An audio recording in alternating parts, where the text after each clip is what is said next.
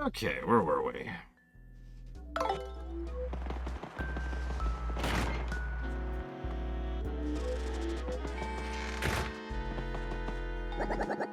I will redouble my training. When I think something's cool, I almost say it's spike-tastic. It might catch on. My father, the business bro, is in the audience today. He worries about me getting hurt doing this kind of work. I can't let him see me lose. If things are going badly, knock him on his back, okay? Way to go, baby. I gotta block out how much better you are than me. Sorry.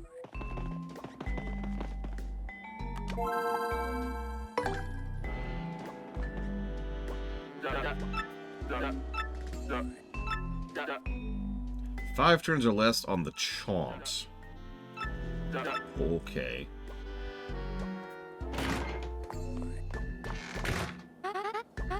Pardon me, Mr. Gonzalez. Another gift arrived from one of your admirers. I'll just leave it over here if that's okay. Do with it what you will. Hey, more cake! But I'm not hungry, so... Listen, Alex. The crunch is love. Crunch is life. Alright, let's get rid of this. Keep that, keep that. Let's do Hammerman and Quake Hammer. And Power Smash for now.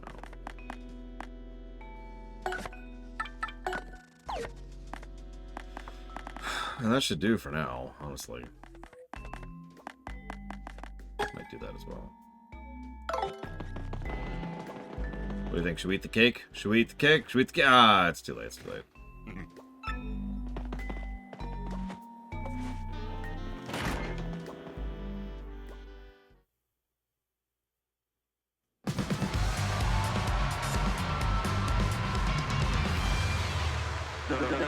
Our next battle, the Red or Fear Orbs, a fight to the finish with Chomp Country.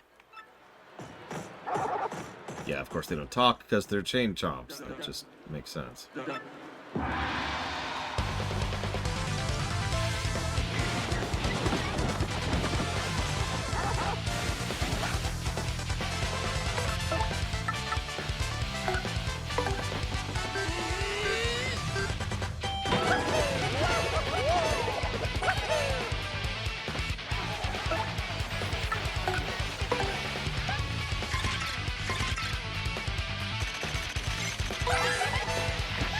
That's a red chomp. It's a rabid, red, biting, chewing, chomping fool. Its attacks are so powerful it can be in a world of hurt if we don't beat it fast. That's why it's really, really annoying its defense is so high. Its HP is pretty low though, so items and specials might work. Just look at that color. Think someone painted it after it fell asleep at a party?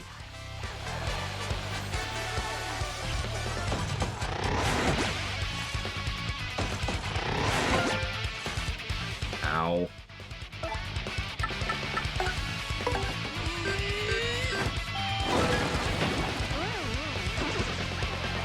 If I can even damage this thing. Nope.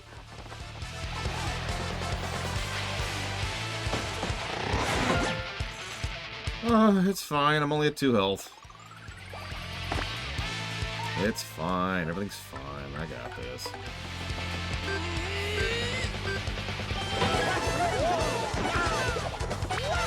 I always find it amusing to think that the chain chomps are so high ranked just because they're chain chomps, but, you know, they don't even really know what they're doing because they're chain chomps. What'd you expect, huh? We rock.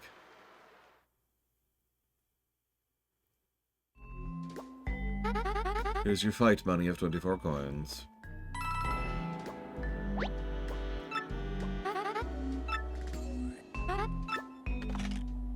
you remember that cake we didn't eat?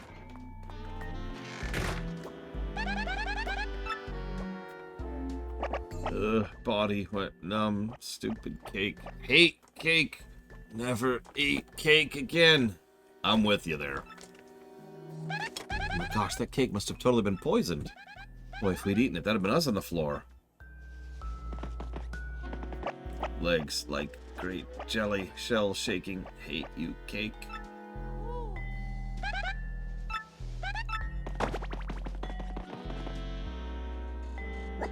You, how dare you interfere with my meditation? Time is too precious to squander on one such as you. Okay there, buddy. Look, cakes in Nintendo games look way better than they should. I can even prove that. Here, check this out. Because it's right on the thumbnail. Do you see that cake in Kirby's Dream Buffet? That cake looks way too good. Just between you and me, sometimes I have nightmares that my spike fell off. You start to lose confidence when your rank doesn't go up, you know what I mean, man? Hey, but I've come this far. I can't stop now. I have to fight for all the Koopas to help me get here. I have to, man. I love how a Hammer Brother, who is one of the most elite enemies in the entire Mario franchise, is portrayed as the underdog.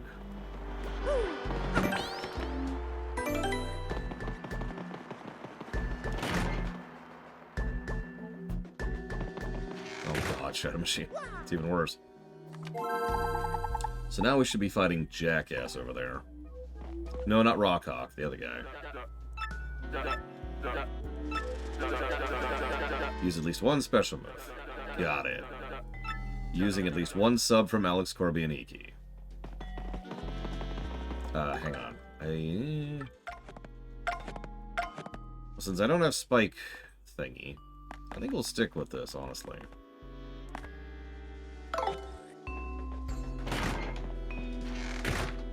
No. I don't know, can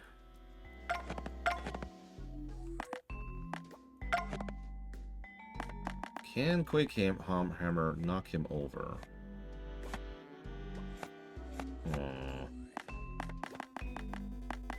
Let's get rid of Hammer Man. I think that's a mistake either way. Let's not lock ourselves in here. I don't have anything else to really put in its place, but you know. That there, I suppose. So I don't think Kitten Fan's here. I don't think Trithon's here, and I don't think Trihex is here. But either way, thank you very, very much. Very, very much, Alex. We always appreciate your support. A fight to the finish with the Koopinator. We're not gonna lose to the likes of you. You, finally, I get a piece of you. Finally, we'll see who's truly stronger. I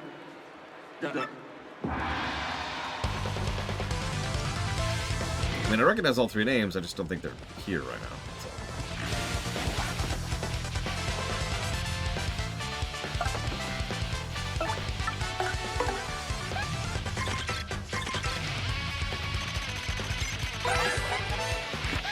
That's a Dark Koop Patrol. These guys just totally ooze toughness, don't you think? After it charges the power, its next attack will be devastating. Try to survive it.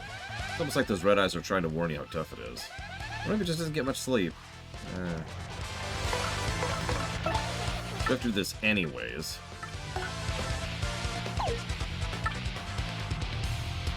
Hey, Zistroth. I'm gonna be risky here. I don't actually know if this works. I've never tried it before.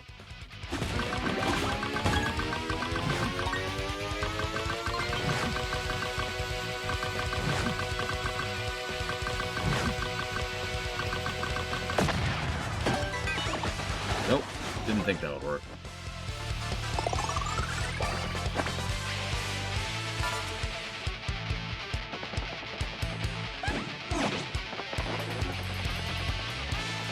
Frickin' X-Nauts, am I right?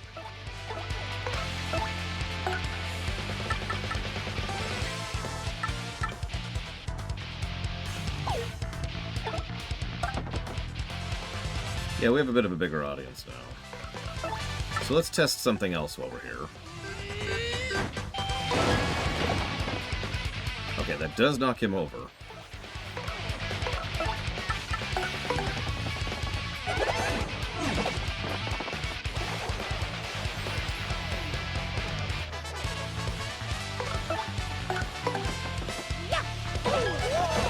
Yeah, I've done a few playthroughs where I get Spike Shield and Jumpman and just kind of... That's what I use, right? Very few exceptions.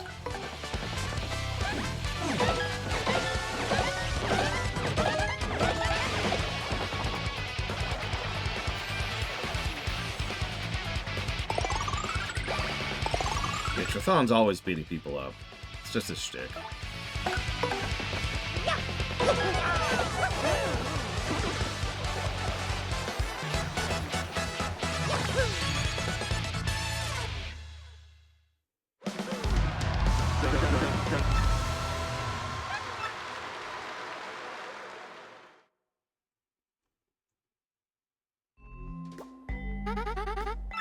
$30 coins. Wow.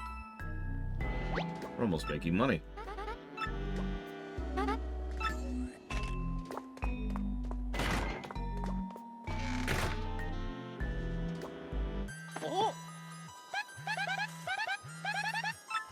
So what do you think? Is it our ex-friend or the Hatenator? Remove the Great Gonzalez posters in the lobby. Okay. X again, huh? I still don't trust this guy, but I guess maybe it's a clue. Something's behind your posters in the lobby, huh? Alright, I guess we gotta head to the lobby then. What's it like knowing you're so close to the top, huh? Don't get a big head, baby. Should you ever face me again, you will know the pain of utter defeat. Fight on, Mr. Gonzalez. I'm gonna keep fighting too. You know, I'm actually a little jealous of your hammer. I mean, your skill. But forget skill. I'm gonna try harder than you and become champ anyway.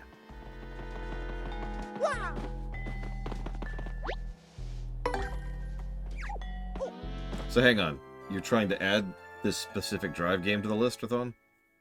Just to be very clear about that.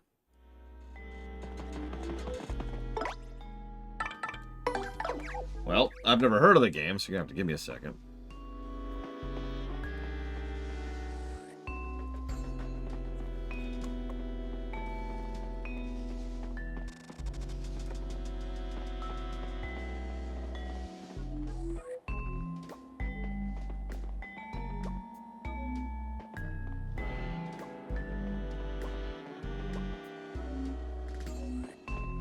It's a first-person car game?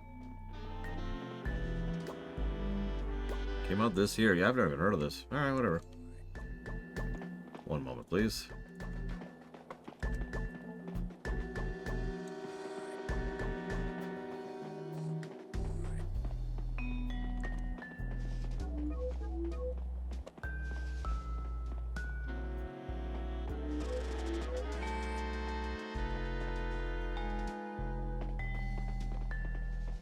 I mean, it sounds fun.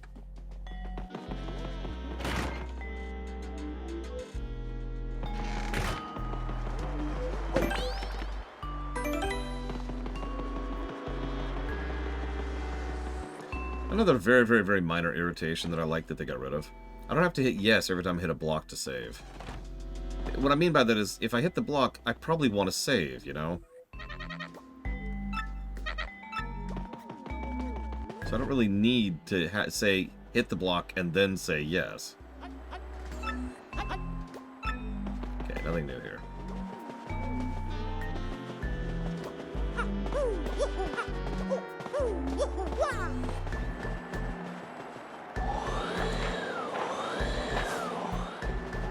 Yeah, exactly, Alex.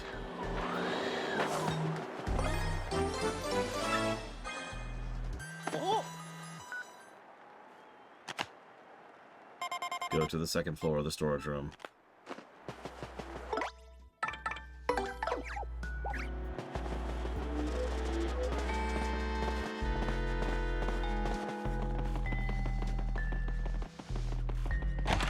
I don't know who this X guy is, but he's super sus.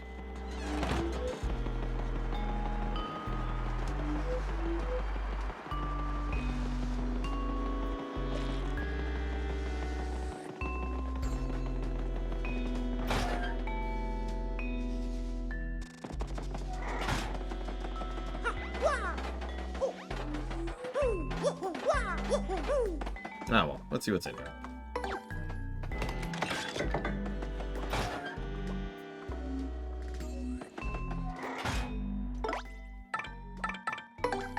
Hey, X. Oh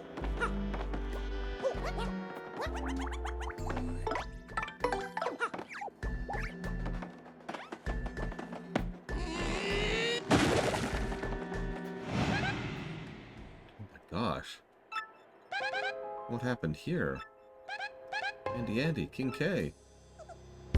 Ugh.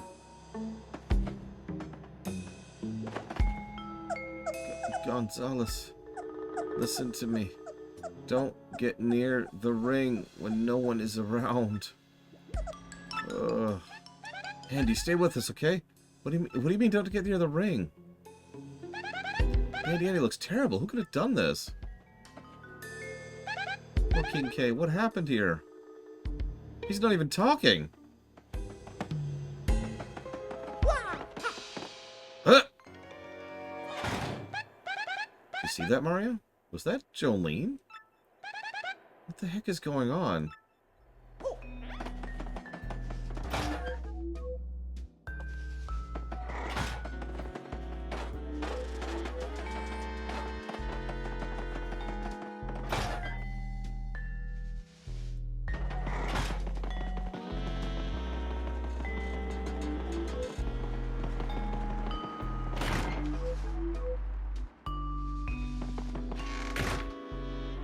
Well, time for our next match.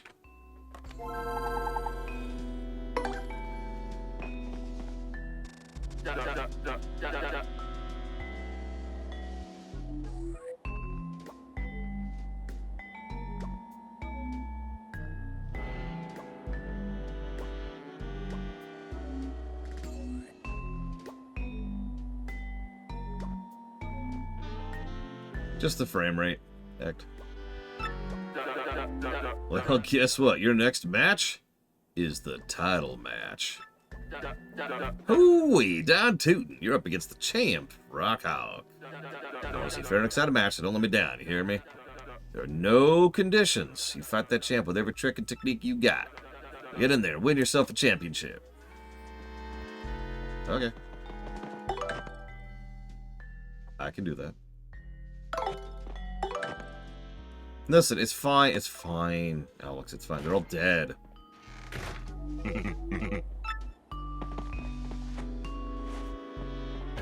Well, let's follow this guy to the match.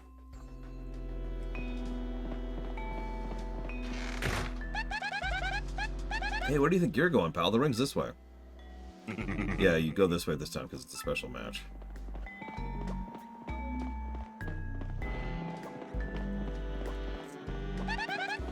Down, will you, buddy? Why are we going this weird way again?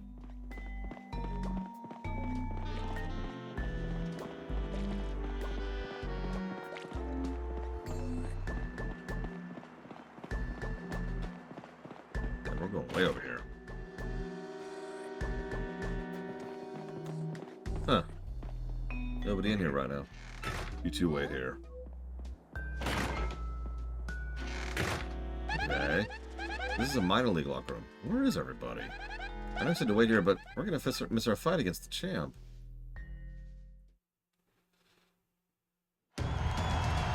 Crowd is packed. Now, for today's main event, the top dog of the Major League, the great Gonzalez, is finally going to throw down with the champ, the one, the only Rock Hog. First out of the ring, the Golden Grandstander, Rock Hog. You go, champ. Rock him. Eee.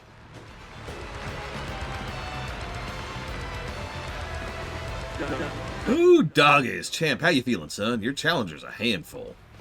He don't want a handful of this. There's only one champ, and it's me. Even if this Gonzalez wuss ever shows up, what's he gonna do, huh? Nothing. The great Gonzalez made it to the top of the majors faster than anyone ever. He even got up there faster than you did, champ. What you got to say about that? What do I have to say? That's what. Who cares what this guy did to a bunch of chumps? Because now he's going to get rocked.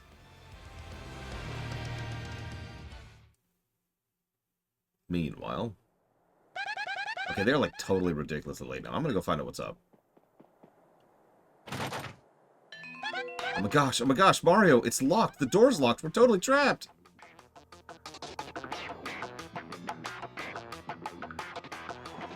Now for our challenger, the merciless executioner, the great Gonzalez. Hold the phone, folks. The hay's going on. What happened to the great Gonzalez? I'll tell you what happened. He fears the Rock. Ooh, what a stupefying development, folks. The Rick Gonzalez really turned yellow and head for the hills like a dog? Tell you what, folks, if you don't show soon, he's going to forfeit the match. And all of you will pay a ticket to see a championship fight for no reason. No refunds. Alright, if we don't do something soon, we're going to forfeit that match. We got to get out of here. Okay, let's check all the lockers. Very important. What's that? The door got rocked. That's why the door is locked. Gosh, there's nothing here. What do I do? What do I do?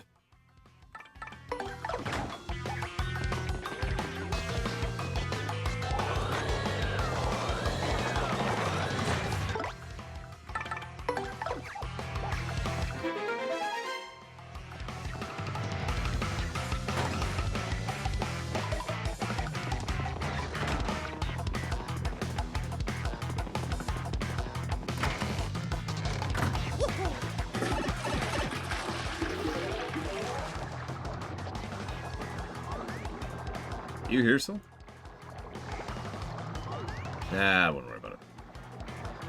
Yeah, that toilet is terrifying.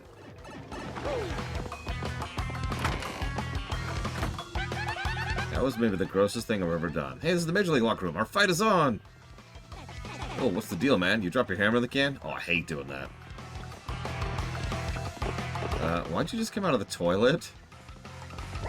You, Gonzalez, why do you dally here? Your foe awaits. What? Gonzalez? Huh? Don't you have a match right now?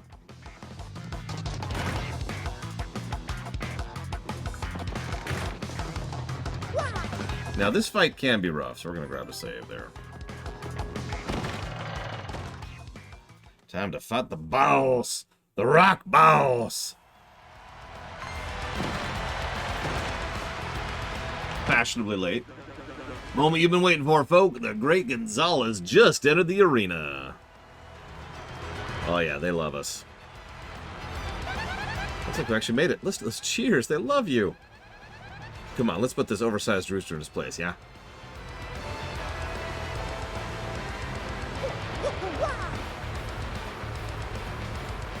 Yes, it is, Ross.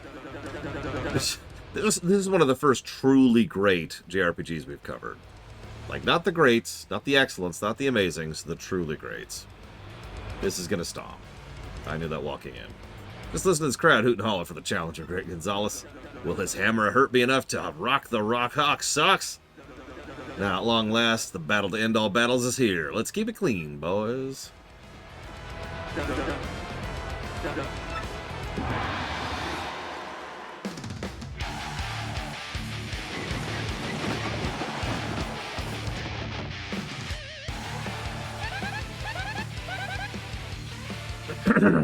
Alright, Mario, this is it. A match with the champ. Let's destroy this guy. You wimp should have stayed locked up, safe and sound. What? What are you saying? Don't tell me it's you who got the security guard to lock us up. You darn right I did. Also sent you the poisoned cake, suckers. That's what happens when you mess with me, baby. You meet the pain train. He really is Hulk Hogan. So you're the jerk who's been sending us emails about the Crystal Star. Huh? I have no idea what you're babbling about. What's a Crystal Star? Oh, wait, I don't care! I may not play fair, but I got skills, punks. Now you're about to meet them, baby. Prepare to get rocked!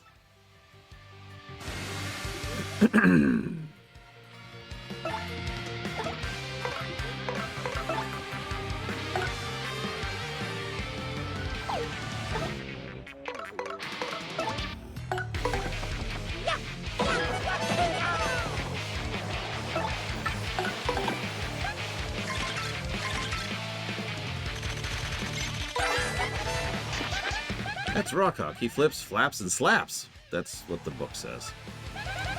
40 HP, 4 attack. Really good at aerial maneuvers, but on that he's pretty meh. One thing you should know is Rockhawk never fights above board. Carelessness leads to lifelessness, you know.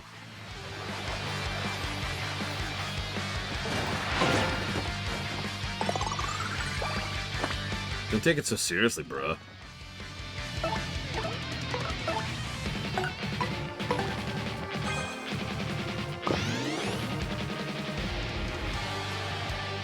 Yep, nope, it's this doofus. As expected.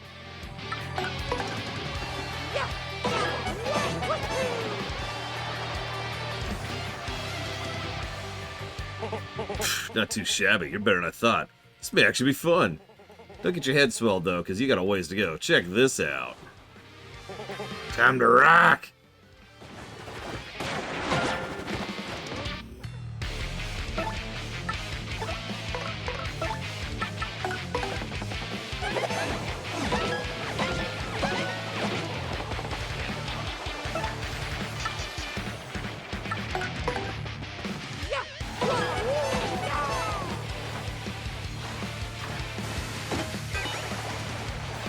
He's immune to cold. Man, you're kind of annoying. How dare you turn rock back on the hawk? Yeah, this is probably my favorite mix so far of the music. I should have taken care of you before the battle. I'm getting lazy, I guess. Well, since it's come down to this, I got no choice but to be a dick.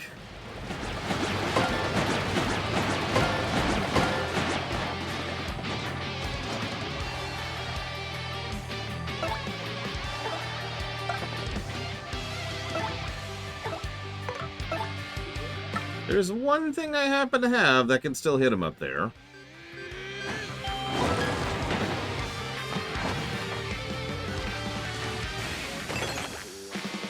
Ah!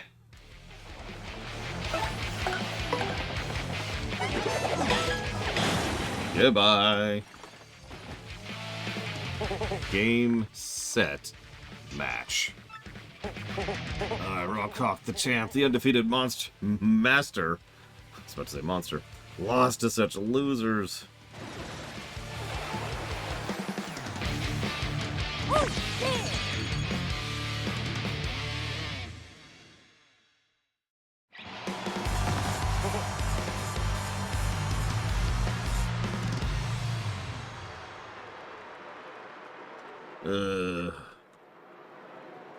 Folks, I feel like my eyes just popped out of my head. We got ourselves a miracle. Technique versus technique. Raw power versus raw power. Clash of superhumans.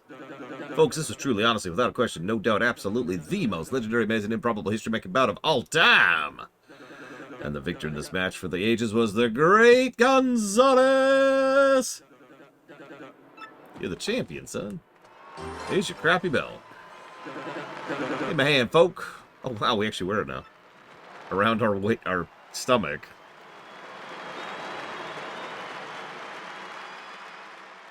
Tain't no thing but a chicken wing. Well, yes, Alex. This is the remaster. I mean, isn't it really obvious? I mean, also I could do this to emphasize. Well, you finally did it, son. Today's the first day as a new champ. Like, there's a lot of little details the remaster added. Like, for example, that emote, the animation, that what's his face is doing right now. Grubba. That Grubba's doing right now. That's new. Jolene, hand him the fat money. 100 coins. Yay.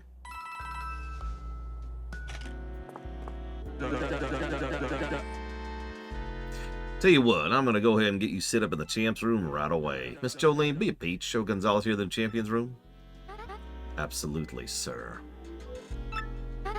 Mr. Champion, would you follow me, please?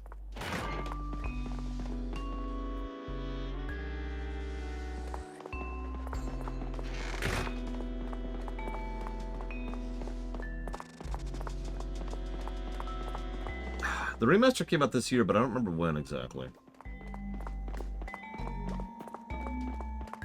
And yeah, three Mario RPGs have come out this year. It's a weird year. Congratulations again, Mr. Champion. Now this is where you'll stay. It's your room now, so make yourself at home.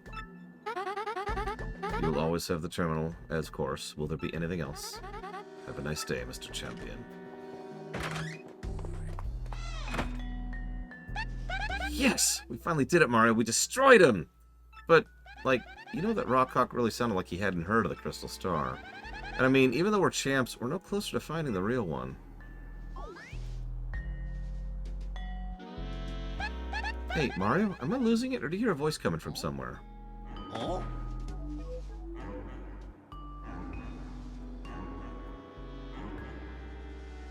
I think think it's a ghost?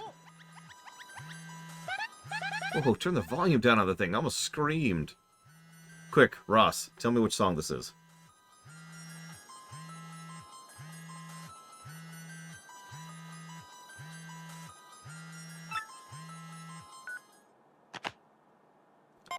Discover the true nature of the ghost from X. Wait, we have to find a real ghost? No way! That's fine. Look at all these presents. Look at all this fan mail. But yes, the Super Mario RPG remake, the Paper Mario 2 remake, remaster, whatever. Terminology doesn't matter. And Mario Brothership, which is like 3 weeks from now or something? Yeah, that's the November one. I forget which. There's something coming out at the end of October and something coming out at the end of November. I forget which is which. Oh, and this thing actually restores your star power. It was Mario 3. Very good. But can you name specifically what?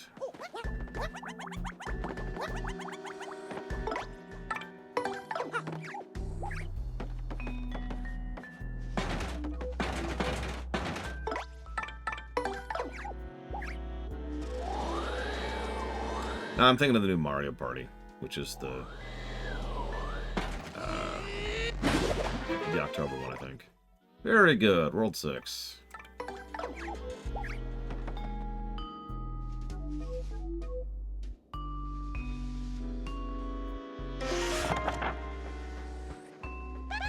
It's the air duct, right? Where does it lead to? I wouldn't worry too much about it.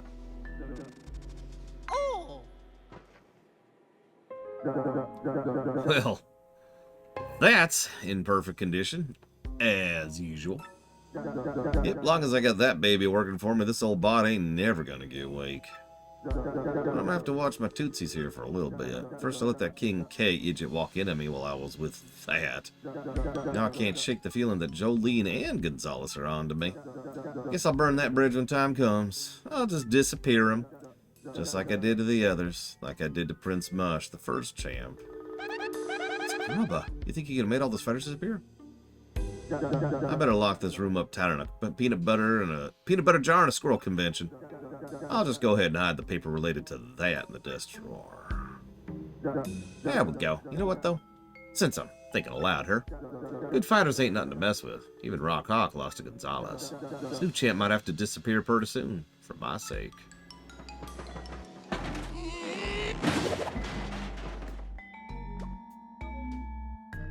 So, one of the things I like about this chapter is there's actually 3 distinct individuals who all have their own motives, goals, and they're all manipulating things behind the scenes. Pretty much nobody is just here to fight in an arena bout, right? Nobody's here to just do this clean. The 3 major parties are all after their own things. Agendas, thank you, I couldn't think of the damn word. But what I love about it is the game is vague enough that you're not actually sure who's after what. Not until this exact scene, the one we just saw.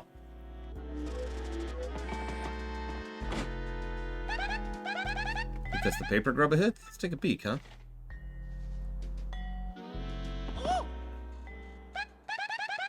Oh, it's machine. Trihexia. You can put a sub towards 3 things.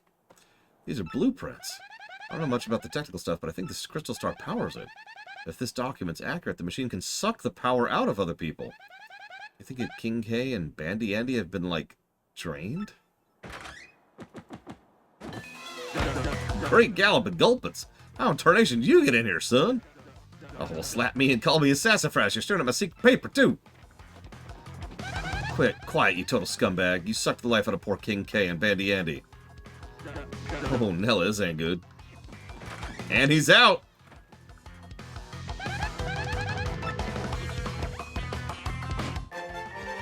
And yeah, I was going to do that. But thank you, Shadow Machine, for reminding me. I don't remember all of those.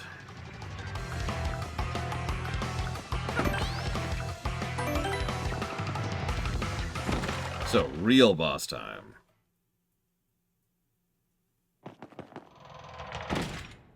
I mean, Jolene is consistently portrayed as very sus. If I could pause now.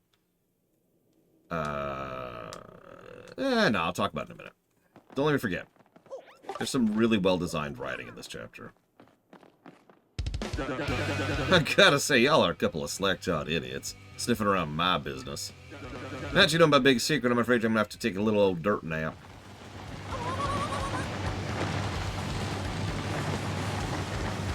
See, here's the thing about Southern hospitality. It's usually fake. I don't mean that as an insult. I mean that as a statement of fact. It's a common thing that people in the South will be like, hey, and they'll say whatever they want to you. They'll be nice and kind and friendly, and all of it's a lie. And when you actually need them, or they actually need to be there, or whatever, then that's the end of that. Kill zone, Guild Wars 1, and Trails in the Skyblock. You got it. Look at there, the real Crystal Star. How you like my machine? Pretty dang nice, huh? Yep, I've been sucking power from fighters with this baby. Slurp. You're darn tootin'. You know why? Because it keeps my bod forever young. Remember, this guy's 60, canonically. Using a Crystal Star to look good? You're totally vain. You're going to pay for that. Oh, just shit your traps now. I'll use my Crystal Star however I dang please. Check this out. So this is an interesting boss battle. The longer it goes on, the harder it gets. So there's a very consistent, like even from turn 1, there is a slow and there's a soft enrage to this fight. So we want to bring him down pronto. Macho Grubba! Grubba got huge.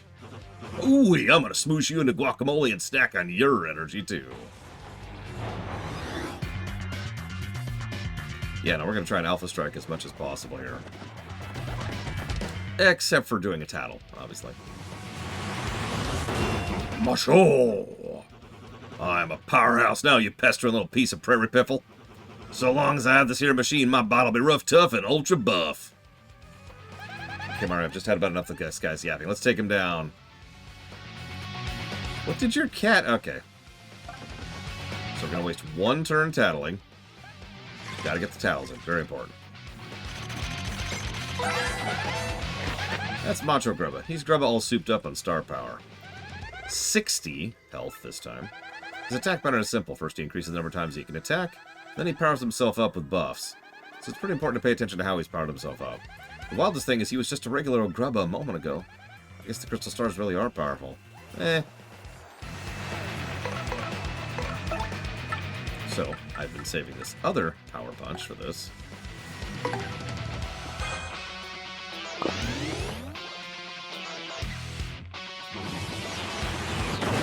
Although I actually mistimed that, but whatever. It means I can go immediately. I really did mistime that. Whatever. Oh, come on! The timing's different when she's larger.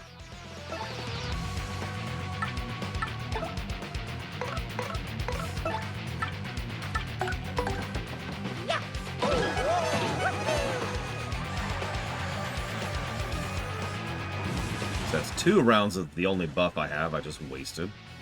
And he just buffed his defense, which is probably the worst possible thing he could buff initially.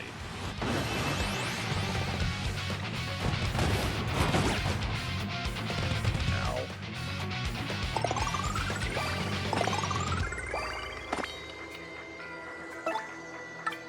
I'm not even sure this is worth doing at this point. Oof. I might actually reset this fight. Holy crap. I did really badly here. That's like 3 full rounds I've completely wasted on a DPS race fight. Keep it spicy. You know I love a good tussle, Gonzalez. Keep on scrapping, son. Of course, I ain't gonna do you much good in the end.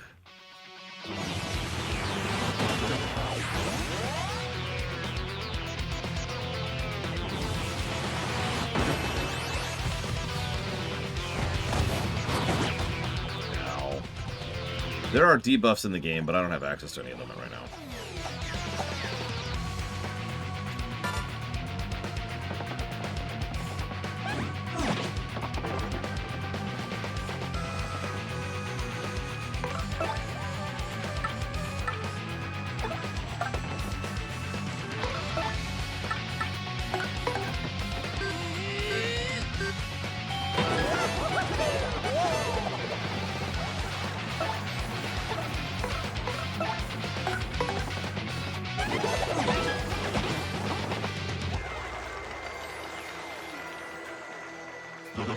too shabby, Gonzalez. You got showmanship, and that's gold in this biz.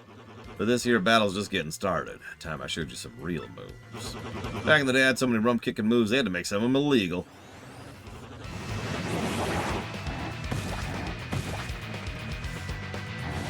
Yes, he can keep buffing. More than he already has.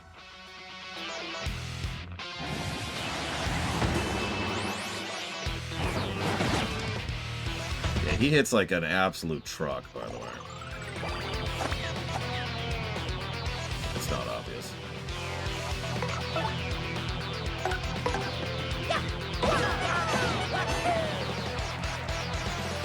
We're gonna go for one more of these. Last one.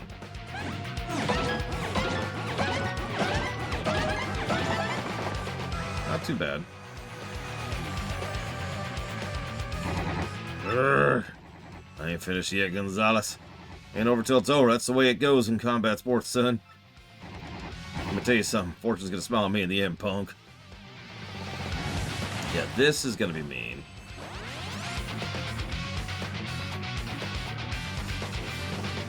Okay, never mind. He did the one buff first. That's actually good. That's actually good. I can't take him down this turn, but I can take him down next turn. So let's swap her out front.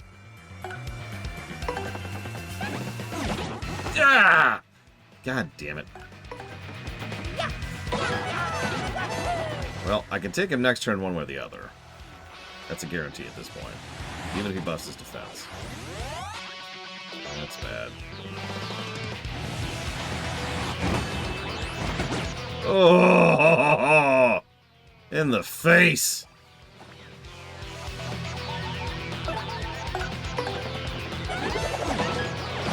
Oh my god.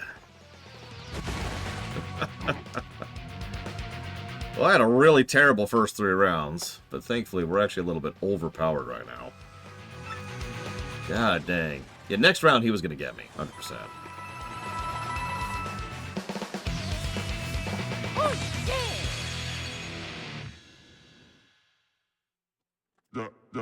How'd this happen? How could a perfect bod like mine lose to such a slub?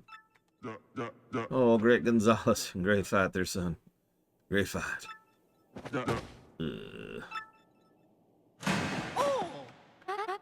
Mr. Champion. Okay, now I'm going to talk about this. So what was her game this whole time? No, I mean Mario. Please allow me to offer my sincerest thanks for defeating that foul grubba. Jolene! I really have to apologize. I'm so sorry I had to get you involved. But you must understand, I had to learn the truth about this arena by any means. Let me tell you everything. I had a little brother once by the name of Mush. He'd have done anything for me.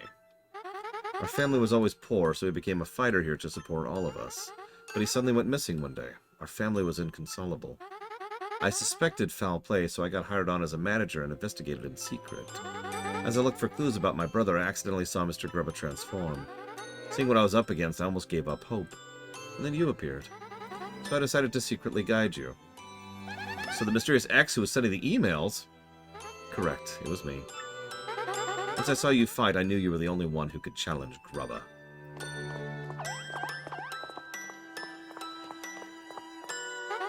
Now, sir... No, not sir. Grubba. I want answers right now. What did you do with my precious little brother? You know exactly what I'm talking about. The first champion, Prince Mush. Okay, so pause. Pause. One of the things I really love about this is how well written this all is. So Jolene is totally sus, and everybody suspects her, right? As the villain the first time around, including me. Everybody looks at her and is like, oh, she's up to something. And she totally is. But everything she does is well written such that you suspect she's evil when actually she's good. Let me use a specific example. There's a part earlier where she as X tells you to go get the hammer, which she set up for you and paid for, and then you go smash open the thing and get that little bit of information. You remember that? The information that had detailings on the Crystal Star machine? And as soon as you pick that up, she shows up and very suspiciously is like, excuse me, you're not allowed to do that. Now, if you'll excuse me, I'll take that. Because she's the one who sent you in there to get it. For her. but it all looks like she's the one who was like trying to hide the fact that she's doing something with the crystal star. There's like at least 5 or 6 little moments like that throughout the course of the chapter that I love.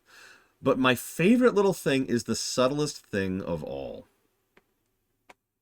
She was, Baron. And that is the fact that she sends us emails as Mr. X or whatever, right? And the email ringtone that plays for that is the world stage from the music from World 6 of Super Mario's 3. I'm screwing up my numbers here, excuse me. World 6, Mario 3. For those of you who don't remember, that's the Frozen stage.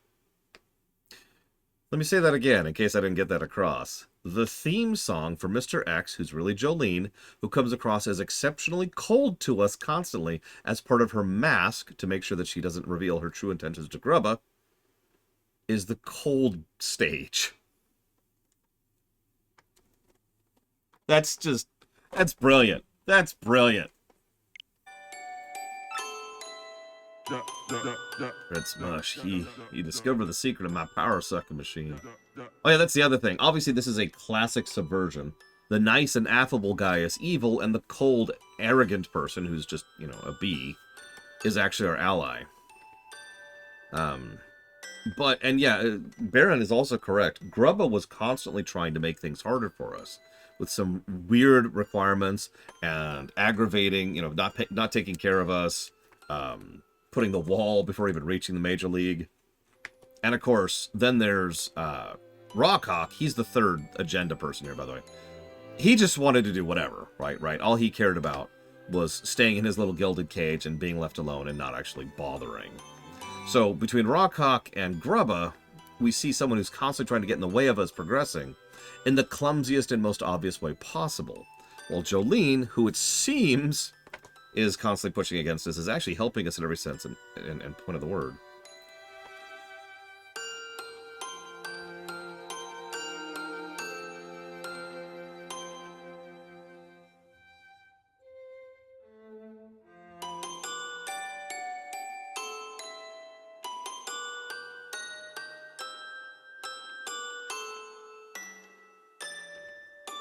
Yeah, exactly. Grubba's stuff is so obvious. Like, we kept talking earlier about how this was such a scheme, but ironically, Grubba being so obviously evil is part of why Jolene's red herring works so well. Because of everything I said earlier, and I admittedly laned into this, that's on me. But, Roddenberry, right? You've got the face, who's all affable and friendly, and then you've got the asshole, who's the one who actually carries out the face's agenda, right? And so everything tied into the idea that Jolene was Grubba's faithful henchwoman, and her being evil naturally, like, cast a shadow onto him, because we, the whole game, the whole chapter, are assuming all of the evil actions she's doing are actually on behalf of Grubba, which for the most part they are. And so it even further distances us from that. It's just great. This is so Meislish, Baron. Anyways, sorry, this is a great chapter. It's got some issues and some stumbling points on the gameplay axis, but this is fantastic.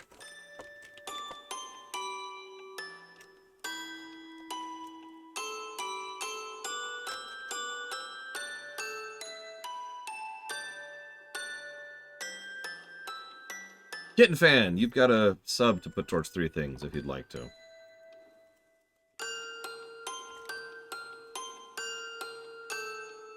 Yeah. Anyway, you look at it, he ain't around these parts no more. Exactly, Blade Javal. I love this chapter. This is when this game goes from being a good game to being like, holy crap. And this isn't the best chapter. I suspected as much. My poor sweet mush. You know, she came off all uppity, but she was just a girl who loved her brother. Of course it would, Trihexia. I doubt he was thinking that long term, though. Plus, he could always just take the money and run. So, this isn't the worst example of this in an RPG, in a game. But this completely invalidates a lot of everything that just happened.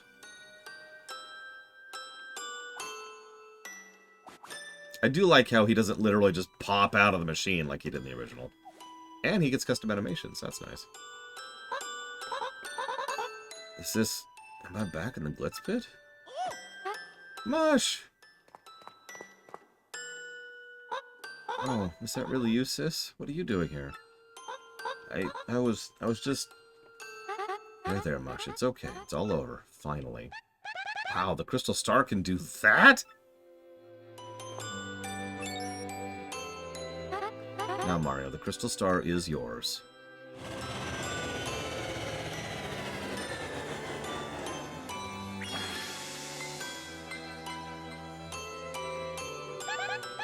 Wow, for real? Can we just take it?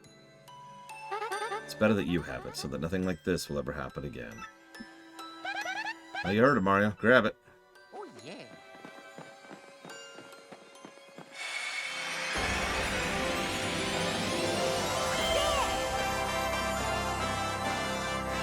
They're dead, Mad Overlord.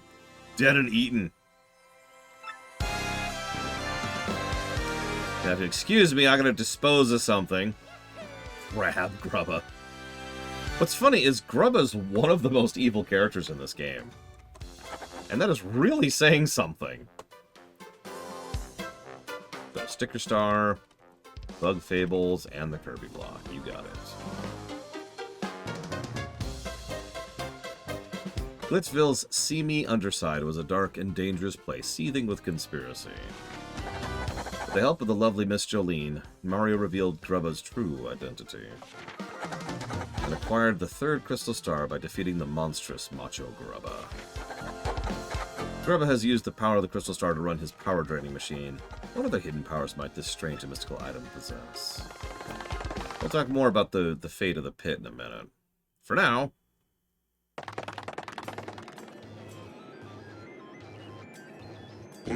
Built up. Tell me, what good are you? You still haven't taken care of that Mario character.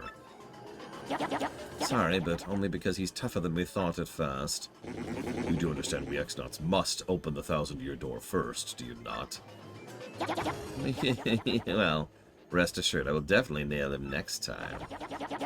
We have prepared a weapon that will bring him to a quick and certain end. I trust your words, though I rapidly lose my patience. Just leave it to us, sire. Let's away, my lovelies. Marilyn, Vivian. You're good.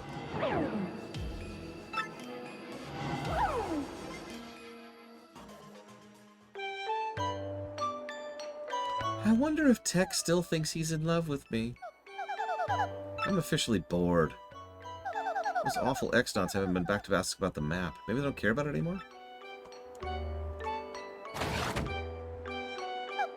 Oh my, that must be Tech again.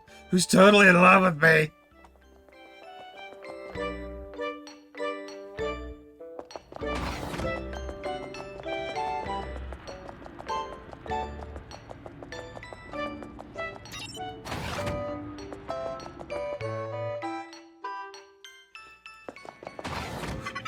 Hello, Princess Peach. You always call me in without warning, Tech. What is it this time? I apologize. I would like you to go where Sir Grotus is and ask him something. What? What do you mean, go ask? I recently obtained specific information that brought an issue to my attention. You are the main computer here, right? Why is there anything you don't know? I'm unable to know things that are not entered in my CPU or otherwise recorded. That is why I want to know what Sir Grotus is thinking about this issue. But even if I go to see him, they'll catch me and send me back to the room. That is true, but you will find a soldier's room 1 floor up. Take the elevator. Once there, please obtain a soldier's uniform and change, avoiding detection. You will go see Sir Grotus looking like a soldier. I mean, I'll be disguised. I imagine you won't take no for an answer, will you? You imagine correctly. Alright, fine, I guess. Well, what do you want me to ask, Grotus? I want you to ask... Whisper, whisper, whisper, whisper. in the world would Tech want me to ask about that? He is a weird computer who's totally in love with me. Is the elevator wanted me to go in? Okay. Yeah, ignore the artillery shells. I mean, Peach is, and essentially always has been, a badass. Really, think about it timeline-wise. How many games did it take until Peach became a total badass? I'll just give it away. 1. She was a damsel in distress in Mario 1, and then she became playable in Mario 2. Bazam. And she has been a badass ever since. It's actually a character trait for her. Huh?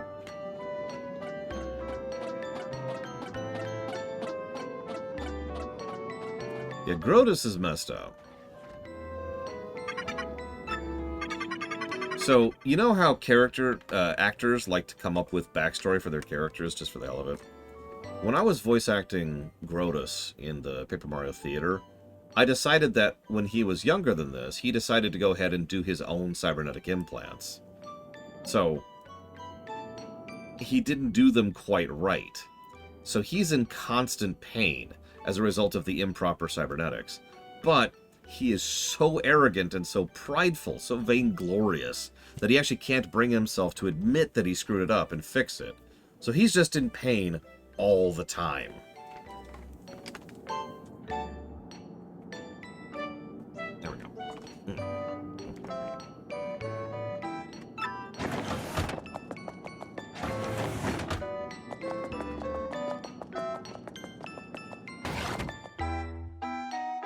This is a dark game, Bladeball.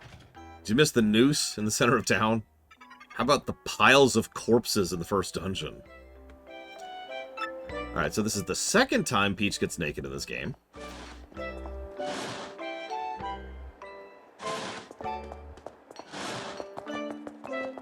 Oh yeah, no, he totally thinks he's the smartest person in the room. 100%. Am I supposed to wear this ugly thing? Yes, that is correct. Okay.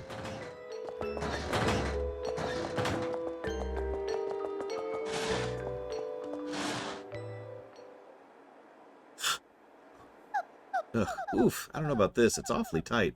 It kind of smells a bit.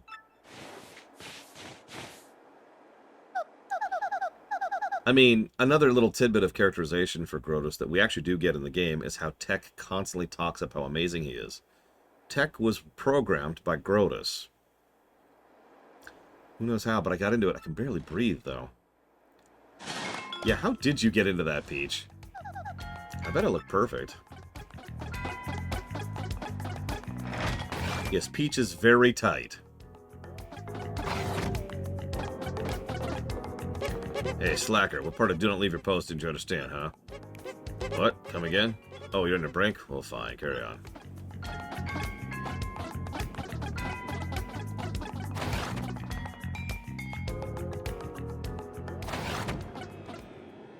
I think my problem isn't that when Peach is kidnapped. I think my problem is when Peach is removed from being a character. For example, in this very game, and arguably the previous one, but mostly this game, Peach is definitely a character who is actually doing stuff constantly. There are Princess Peach sections in this game, and she is absolutely contributing to the overall narrative and helping to move things forward. So I'm fine with it there, right? But that's the point. You got to do something with it. You can't just have a character be kidnapped and then locked away in a corner until you reach the end of the game. That's just irritating at that point. Like, that's actually... At this point, that's character assassination. Because, you know, she's been around for a minute. We have a fairly well-established character for Peach as of now.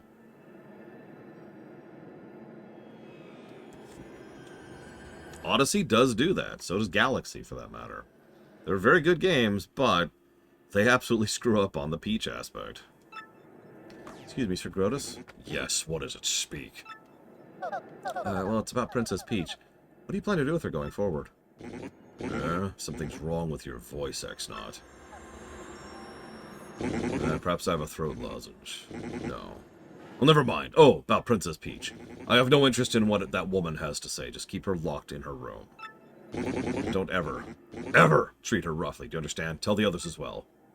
But why? Why in the world are we keeping her then? It's none of your business. Don't forget your place, you impudent worm. Concentrate on getting the crystal stars. That is all I require of you. We X-Nauts need the legendary treasure to conquer the world. Don't forget it. Conquer the world? Legendary treasure? What are you blathering about now? Something is odd about you. No, nothing odd. So, Roger, or whatever, please excuse me.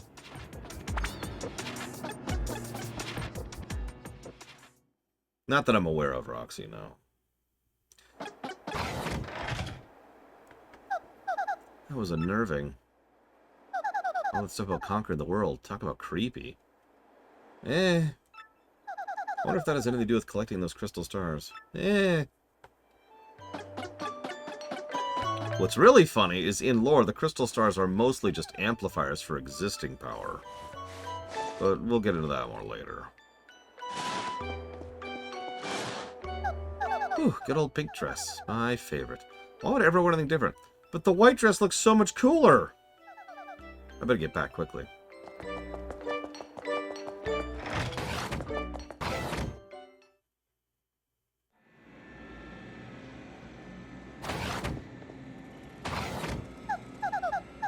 I mean, not really, Trihexa. He has no... he has no managerial qualities. He's actually a pretty charismatic guy. He's a populist. But... Tech, you terrible machine. So your goal is to conquer the world, is it?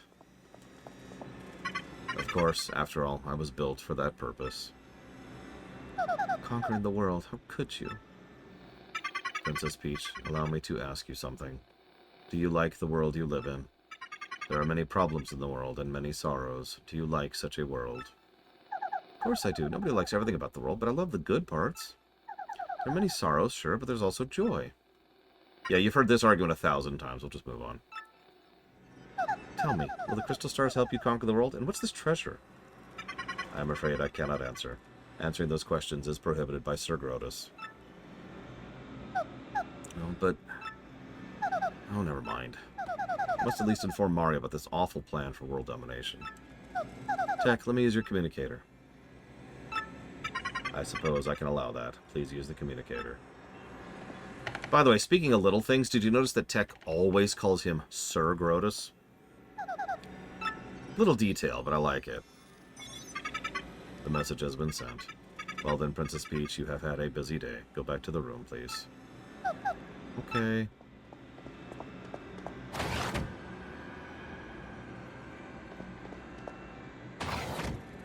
Good night, Princess Peach.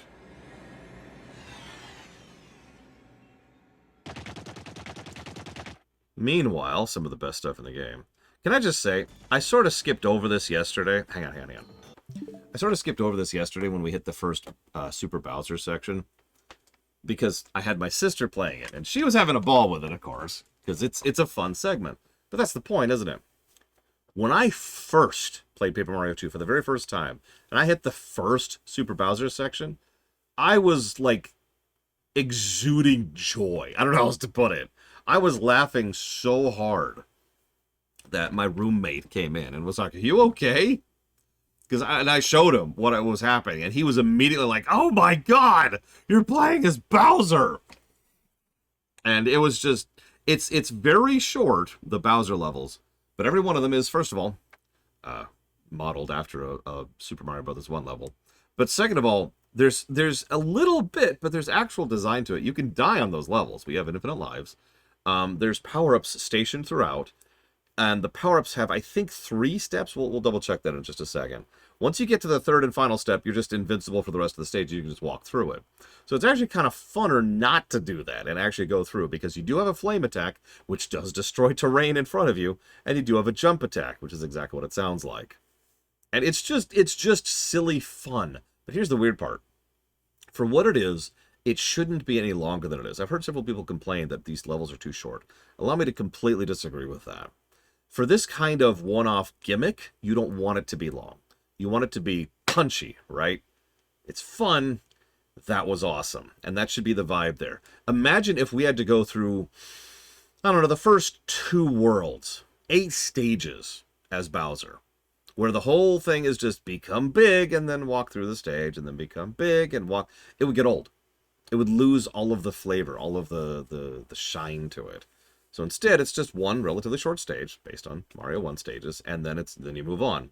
And each stage is also based on what's actually happening for Bowser lore-wise at that given point in time. We saw 1-1 when he was going through Petal Metals, and we're going to see other levels in the future. Now, if they were able to flesh this out even more and make like a full Bowser platformer, that sounds awesome, but that's not what they did, right? And yeah, Bowser's story, it's funny how many steps behind us he is constantly.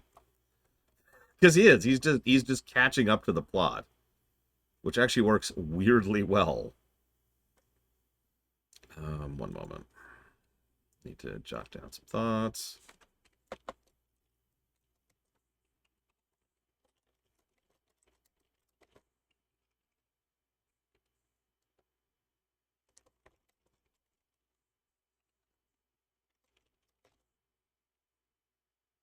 Oh yeah, he's not an idiot. He's simple, but there's a difference between simple and stupid. Anybody who knows O'Brien over in Star Trek knows the difference between those two things. One moment, please. I'm double checking something here.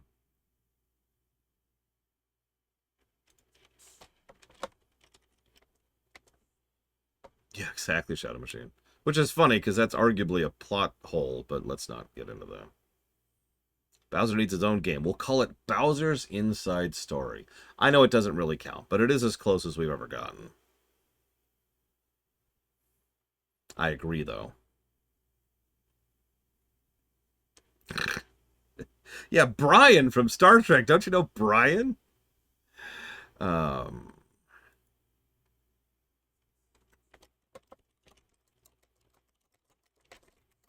Okay. There's actually one other thing I like about the Bowser sections. Bowser is consistently portrayed as a turbo badass in all of these. Every single time, he just absolutely barrel rolls through everything. And when other people see him, they're terrified immediately. At first, it's really obvious. Like, the Punies right here are like, oh my god, everyone hide now, save yourself. Earlier, when he went to the Koopa Village, all of the Koopas were like, oh my god, it's Bowser, run! But even later on, in the background, random NPCs will be like, holy crap, it's Bowser! And yeah, of course he should have a rep. Of course he should be terrifying. But the thing that really sells that is that he's not acting terrified. He's just walking up like, ugh. Oh, I hate having to do this crap. Like, there's one scene later where he literally comes out of the water and he's just like, ugh. That swim sucked. And, like, people in the background who he doesn't even notice are like, oh, crap, it's Bowser, run. I love it. He should be a badass. He's Bowser.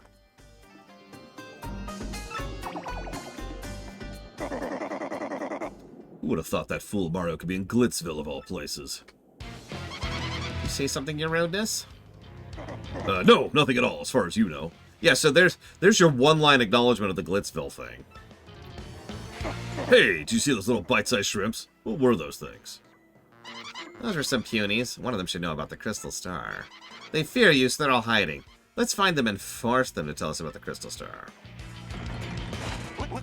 Yikes, this guy is big and bad and large and in charge!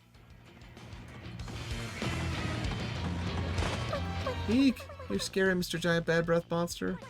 Don't worry, Petunia, your big brother's here. We'll get through this.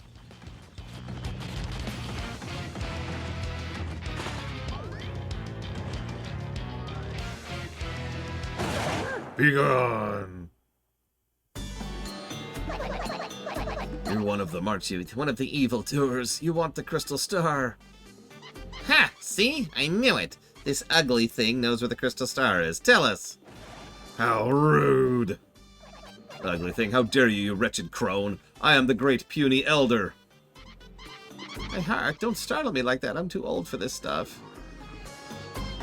So which one should we pick? You're both too old, or Hag versus Hag?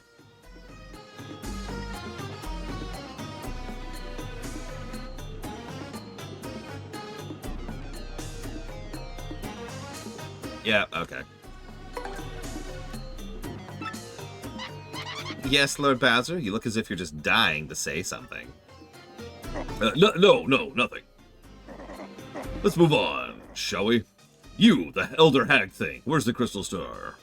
And don't try pulling rank again. Your answer, not your age, will determine your fate. Hag thing, honestly, in any case, you're too late. The crystal star is gone. Huh? That's right, you rude thing. We gave it to a mustachioed man named Marty-O. He said he was collecting the crystal stars to rescue some princess.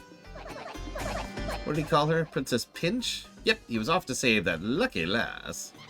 It's Mario, not Martio, and it's not Princess Pinch, it's Princess Peach! But your senility is beside the point. The princess and the crystal stars must be connected. Mario's trying to get it all. Treasures. Princesses. Does his greed never end? His lust for power! That jackal! Both Princess Peach and the crystal stars belong to me! To me! If I find him, I'm gonna finish him off once and for all. I swear it!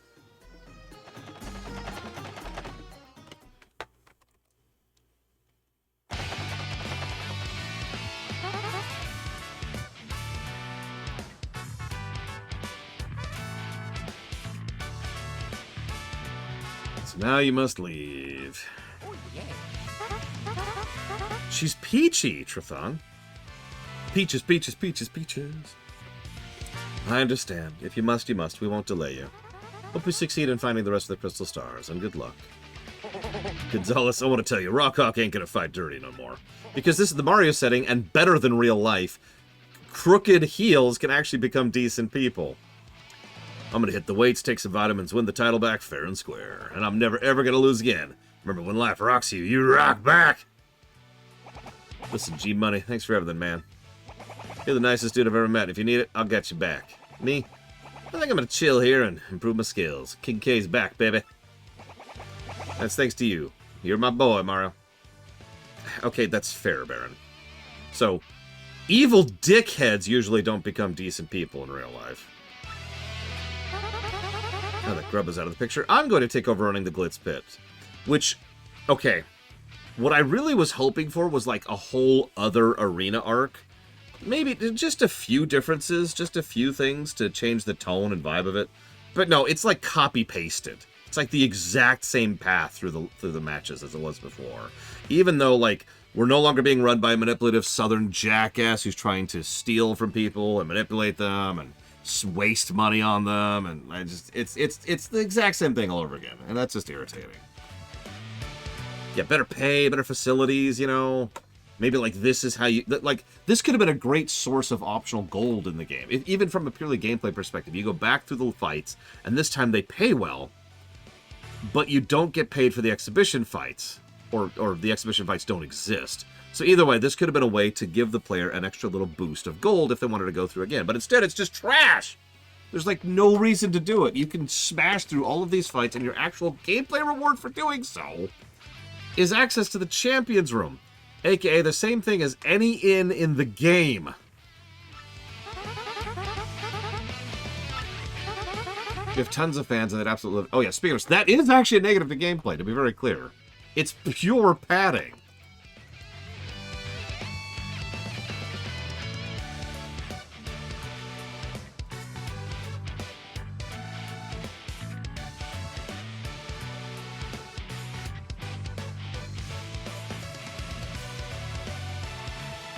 Did I check if they changed the remaster? Nope! And I'm going to pretend they didn't change it. By which I mean I'm going to look it up right now. But I'm pretty sure they didn't. Because I know a lot of people who are pissed about this exact same thing.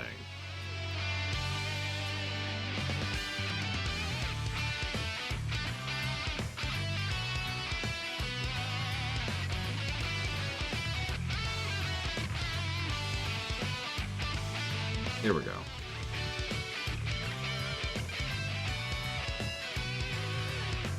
Yeah, maybe like unique badges, maybe like some kind of extra bonus reward or item, or this could be where you get like the inventory expander or anything. But no. Oh well. Moving on, moving on.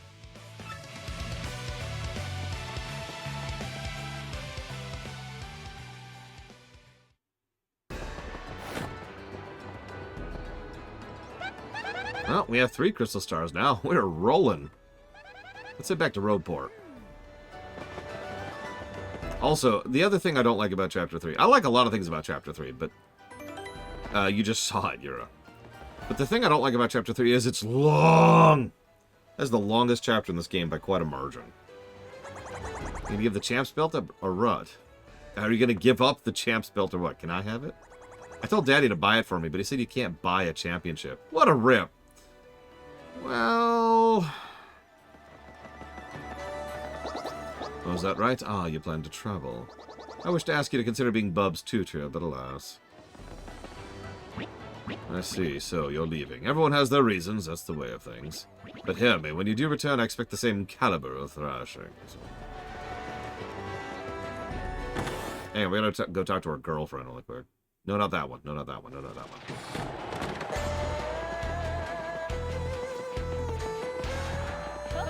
Hello there, you savage, surly stud of a man. You're fabulous. Are you quit being the champion? Whatever for? What a shame. I'm afraid I have no need for you anymore. Soon I'll have myself a new champion, don't you worry. Toodaloo.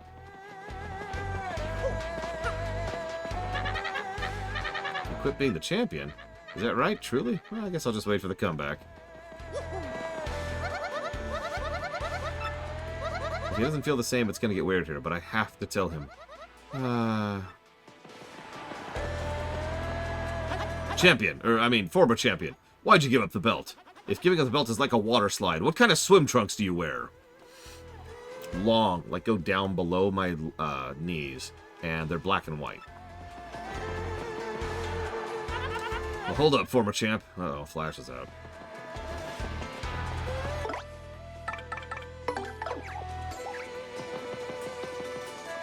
Oh, great Shadow M. The ring will miss you. I'm so glad to have met you. I'm gonna be a fighter when I grow up. Yeah, that way I can carry on the fight after you're gone. But, Great Mustache, have you really quit fighting? Yeah.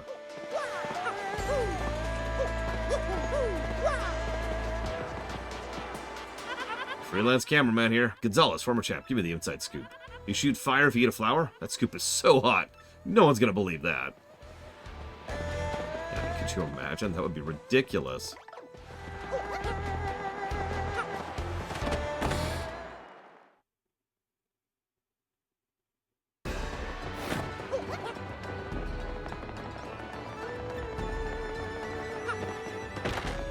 Oh, in case it wasn't obvious, the woman over here was Jolene the entire time. Anyways, gotta thank you, buddy. Since your run to the top, business has been booming. I'm looking forward to the day you make a dramatic comeback. Yeah, it's not happening. You're out of the picture. Rock Huckle ran again. I'm betting on him. God, dude. Shaking, champ. Can't believe you aren't gonna be in the pit no more. Yeah, I gotta go save the world. And for once, I mean that extremely literally. Over here, a fighter's block. Someday you'll realize it's tough to fight forever.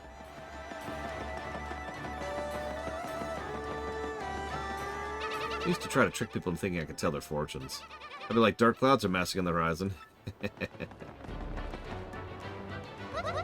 I've decided. Life's too short. Forget the air sickness. I'm riding that blimp. But I'm still nervous. I mean, you can't get off on the way. Are there parachutes? No. If you fall, you fall.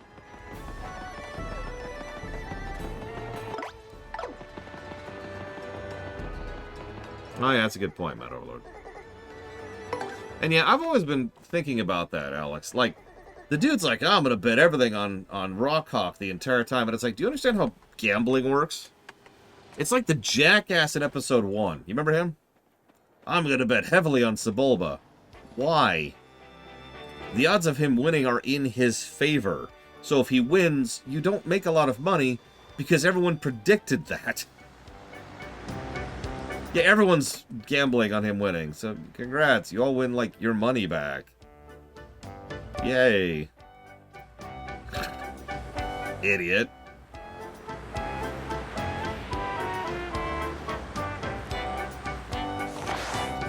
I mean, if we're being honest, that's probably Georgie's fault for not understanding how gambling works.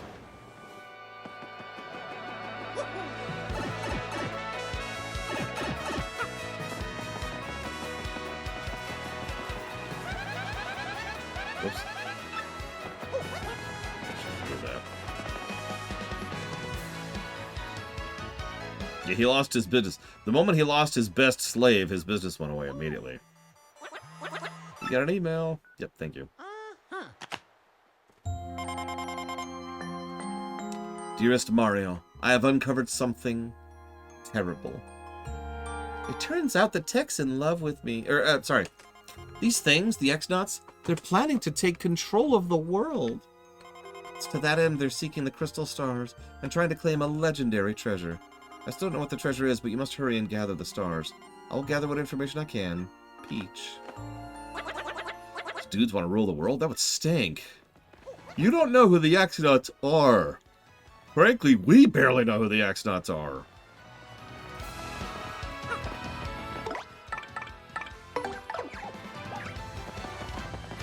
Please reply to me. That's Jerry, Luigi's Bob-omb buddy. He's a little different from most Bob-ombs. He seems rattled and a bit bruised, as if he's taken several lumps to the head from a clumsy bridal decoy. How specific!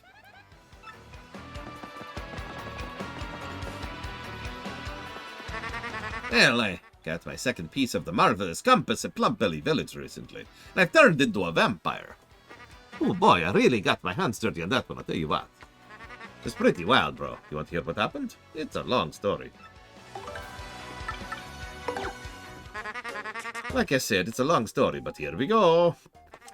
Once we made landfall on the Strudel continent, we made for the Plumpbelly Village. Once we got there, though, we immediately noticed something was wrong. We learned from the mayor that the town was ruled by a giant snake named Hiza.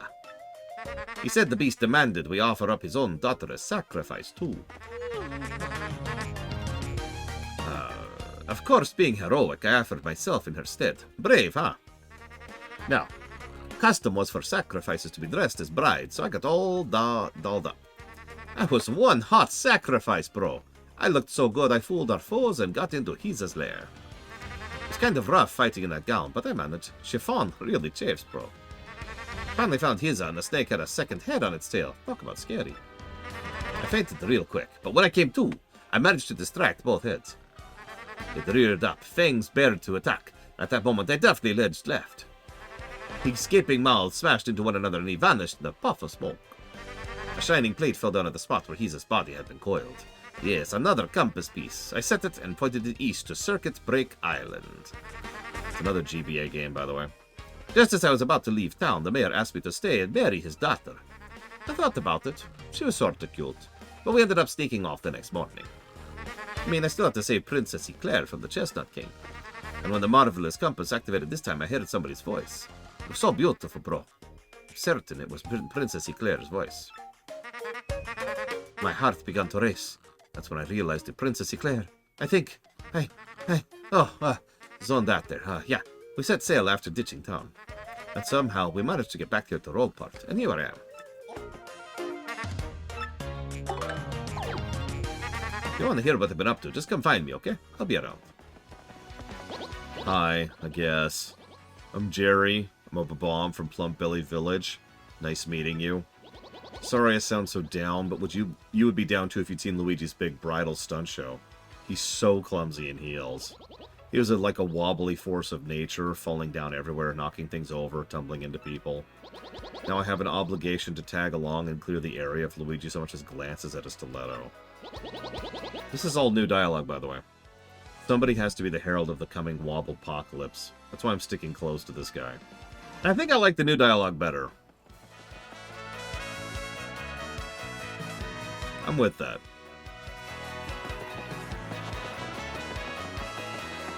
For those of you not aware, the original dialogue was, oh my god, it was so disgusting having a man in a dress. So it was his obligation to warn the world and make sure he never wore a dress again. Rookie, the Great Gonzalez, takes Glitzville by storm. An upset on the way? Rockhawk may be strong, but he's no Prince Mush, is he? No, he's not. A fighting fan. What do you got for me? Ooh, I could... yeah, no. Well, the funny thing is, regardless of...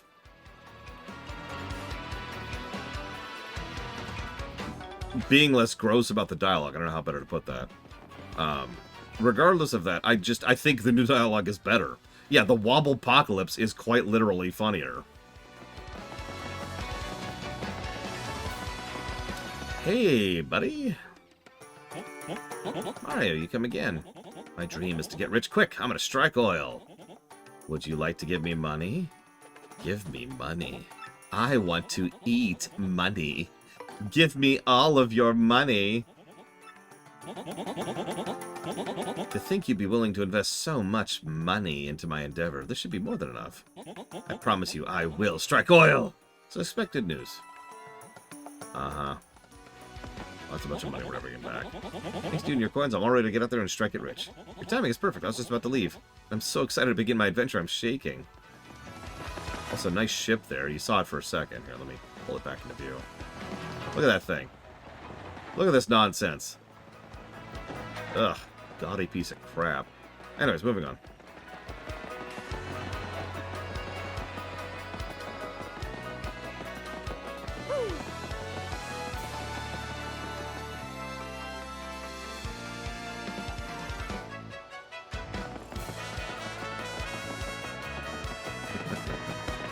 I mean, in fairness, one person owning a boat in general is insane. I can afford it.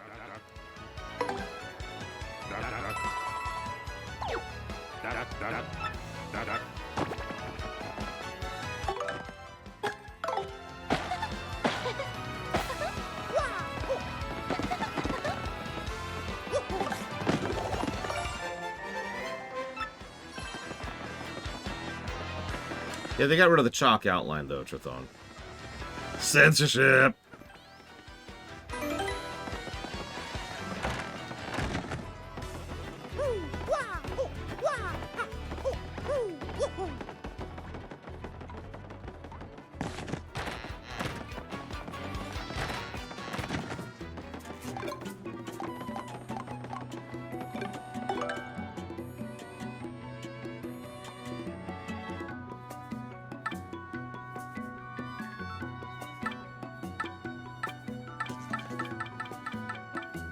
A lot of rush dodges. Or dodges.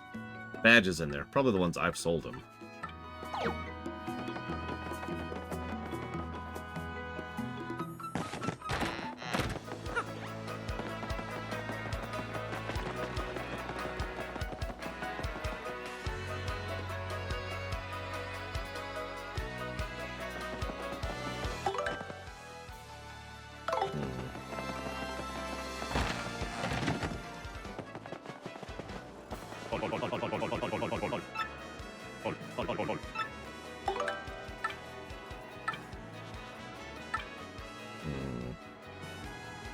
I'll hold off on that.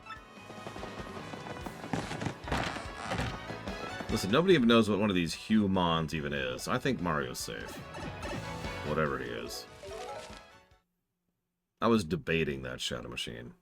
Either that or I save for the attack up for the party member.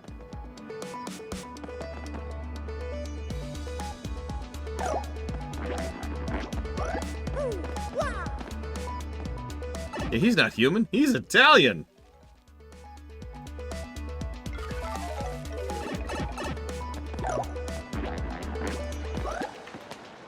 Oh yeah, we have access to this now. We actually have for a minute. I just didn't do it last time.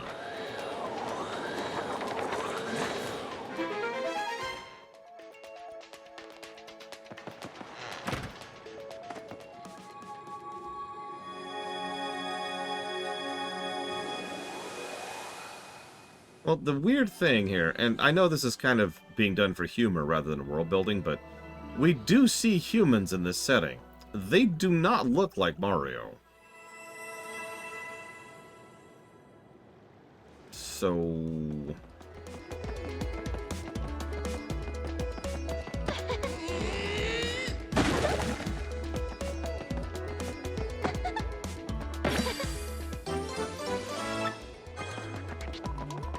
yeah, species. Flummer.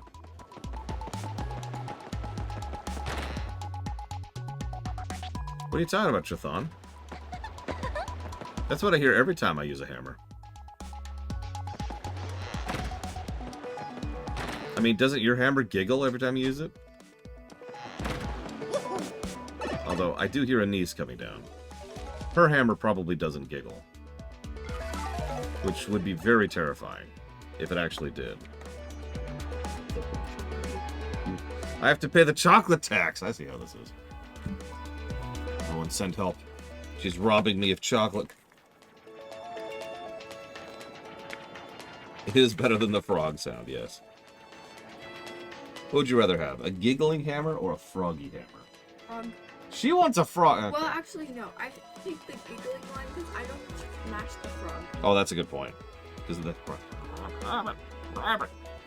Rabbit. Oh, God. Oh, hey, I have first shot at it. Yay.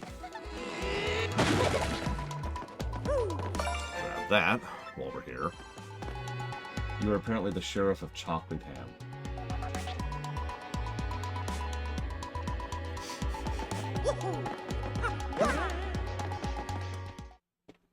That's a good question, random guy. I don't know. Although he does do plumbing work in Mario & Luigi 1, which I remind you came out right alongside this game on the GBA. I don't know. Do you think we should try and see if we can access the Pit of a Billion Trials? Oh, no, we shouldn't until we have the first trouble down there, so never mind. Do you want some for the road, kiddo?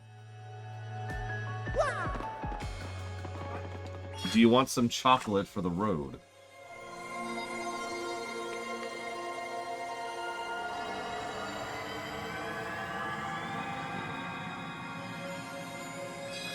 You're welcome.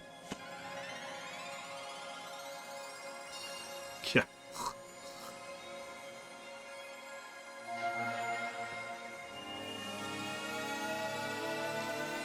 Road chocolate.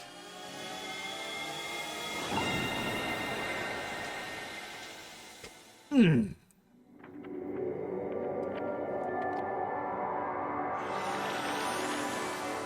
Yep. Chapter 4.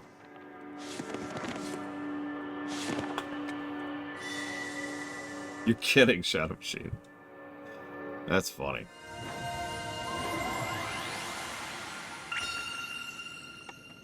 So Chapter 4 is also one of my favorite chapters. However, there's a big asterisk to that. I'm just going to say this right now.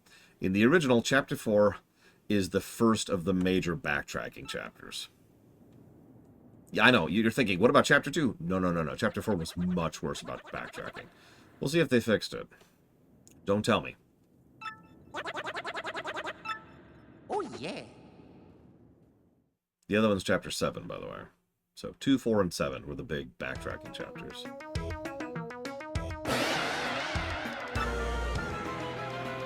No men. Group that kidnapped Princess Peach is bent on total world conquest. Uh-huh. You got that right. That's why those jerks need that legendary treasure. Oh, this doesn't bode well. The situation's gotten far more serious than I thought. Let me bring up to speed. I've been researching just what this treasure could be. One book I came across held what I thought would be a preposterous theory. The book claimed the treasure was in actuality a great cataclysm. The very cataclysm that sank the town underground. So these jerks think the part of the cataclysm will help them rule the world? I can't say for sure what they will do or why, but we must consider the possibility. Now things have come to this, we mustn't let them near the legendary treasure. That's all that matters, because if they do get it, then once again, this town, no, the entire world, could be destroyed. Oh man, it pissed me off, Baron. Yeah, for the lore run, we went back through this section, and it was just aggravating as hell. It's in Twilight Town. To tell you the truth, I don't know much about the place myself, only rumors. I've heard that as the name implies, it's perpetually dim and eerie there. Wait just a moment.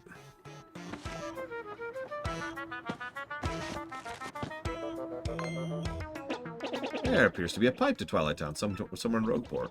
Somewhere underneath the west part of town. If you get stuck for any reason, come back and see me, okay? Got it.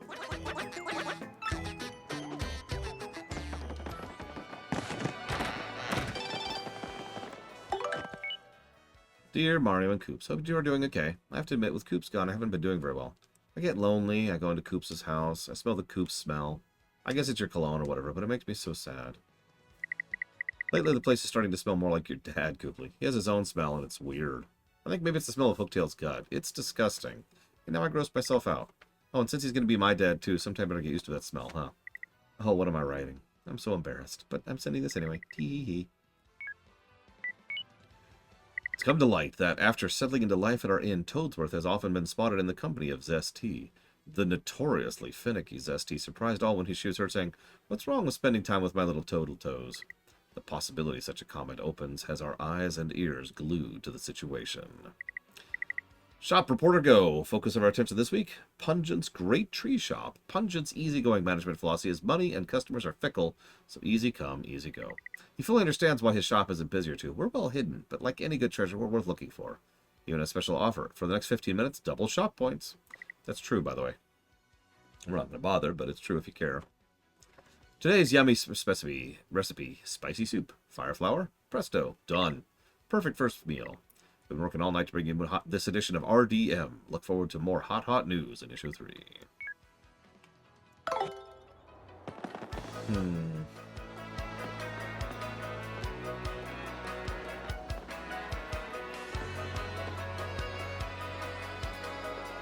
Sorry, I'm debating something.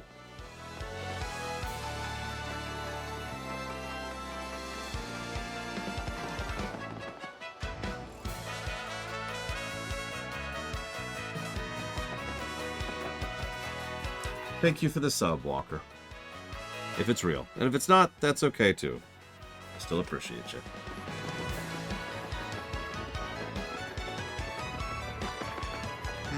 Hey, my name's Darkley. I like dim places. You say this town has an underground part, and I should go there?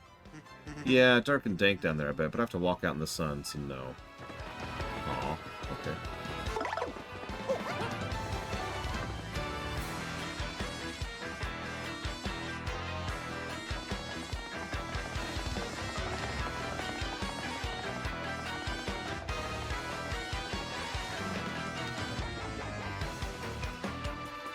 How could that be a dirty thing, Brickman?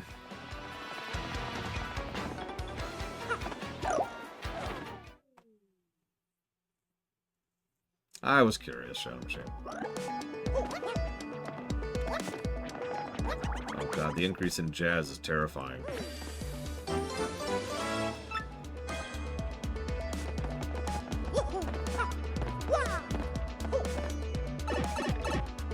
Ah, gotcha, Walker.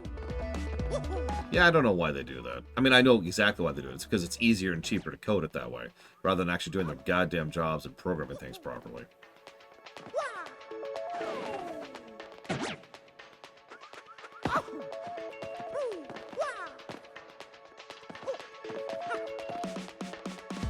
Listen, Twitch, all I'm asking is do your frickin' job.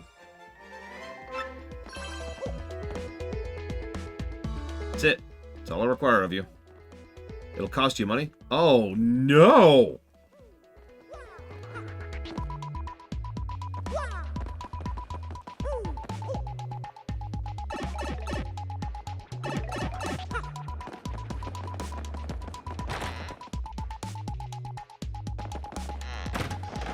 But anyways, this is to Twilight Town. Yeah, imagine having to spend money on something. Ridiculous. What gives you, lousy pipe? We gotta tell the professor about this.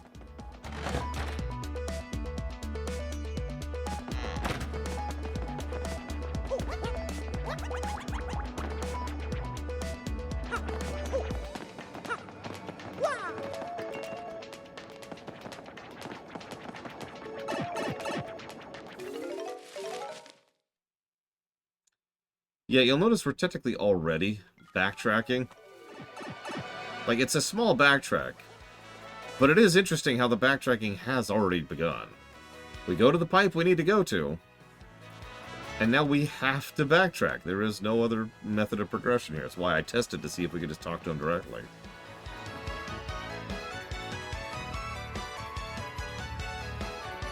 Speaking of, let's see if we can sequence break a second time. Hey! Do you guys need something? You can't get through the pipe to Twilight Town.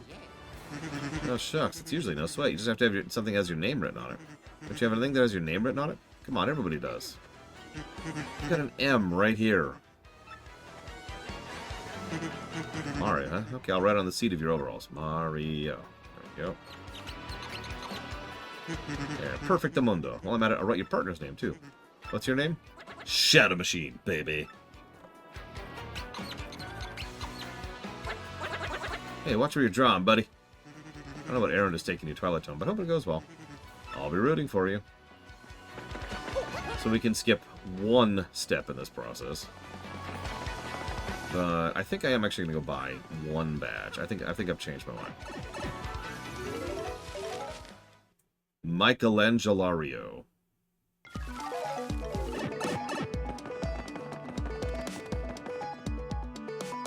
I mean, Rax did voice him in the theater, Alex. Really. Where is it?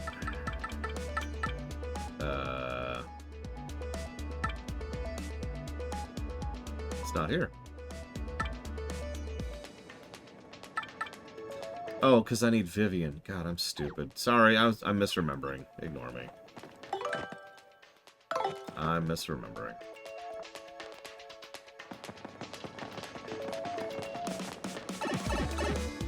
Oh, that's a good point. I should send tons and tons of ads. Here, you want an ad break off the deeper end? Bonk!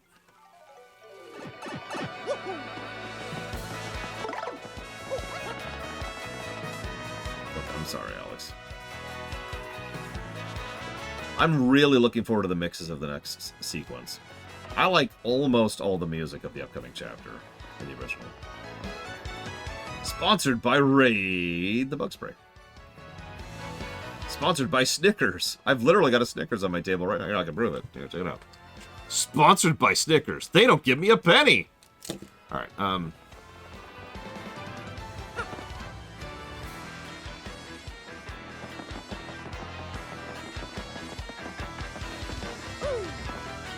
I may have played this game a few hundred times, Ross. I've done a theater of this game. Yep. Tell me more about your lottery. Yep, you pick numbers, they might win. Just buy your lottery ticket one at a time. Buy another if you change your mind. Then check back on the board if your numbers come in. If your numbers matches the day's number, you win. Yay. Yep, real life clock, not the game clock. 10 coins. Nope.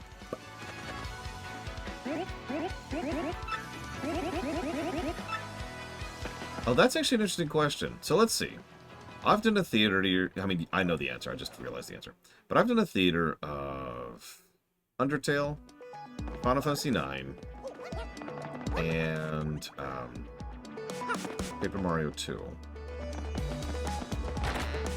And Legend of Zelda: Link to the Past. It's LTTP. It's LTTP.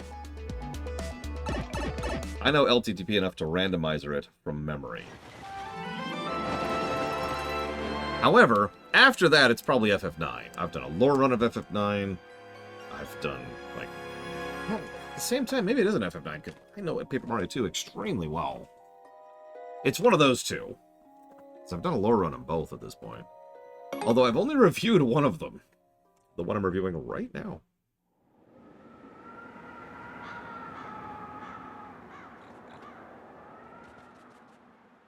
The pigs look less weird.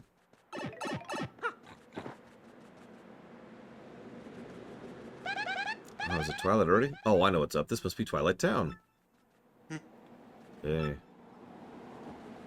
It's been a long time since anyone's come from outside. You've come from far away. Yeah, those clothes of yours. Pretty sure you guys must be adventurers, right? It's a bad time to arrive. Wait, but you're adventurers. Maybe it's the perfect time.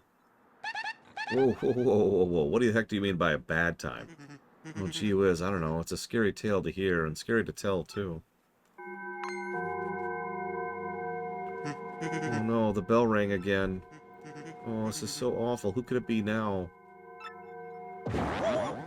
And he turns into a pig right in front of us. Plus to story, by the way, just almost immediately. I absolutely love how this initial story beat is presented. Periodically, a bell dings. When it does, someone in town turns into a pig. First time we see it happen right in front of us, but they're going to play with this. And this is just, it's a thing, you know. It's short, but it's very sweet. Oh, badness. Now poor Gloomer got turned into a pig. Not good.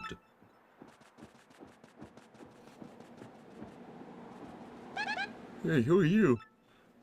I'm the mayor of this poor town. Some call me Dour. I'm not exactly the sharpest fellow, but I do believe your adventure is right. This isn't the place for the telling of tales, sadly. Come to my home.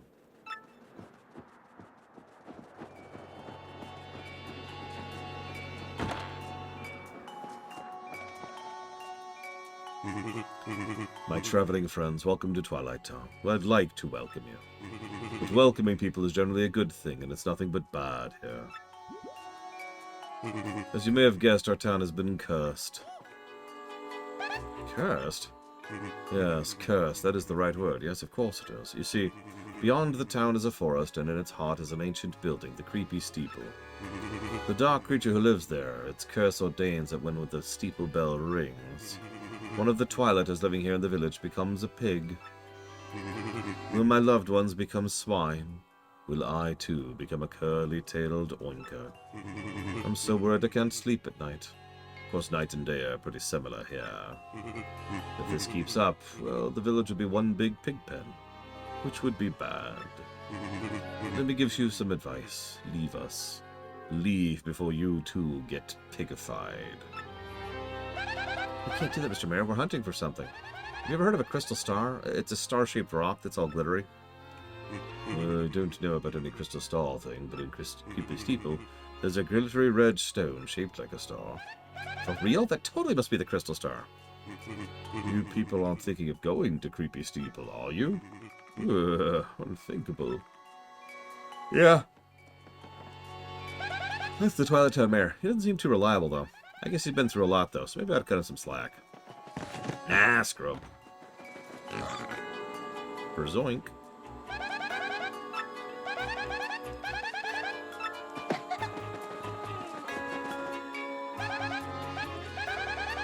That's Gloomer the pig. I mean, Gloomer the guy who got turned into a pig.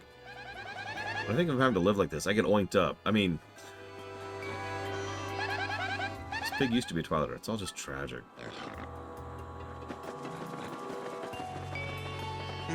Will it feel weird to turn into a pig? Do pigs feel stuff? I'm not looking forward to this.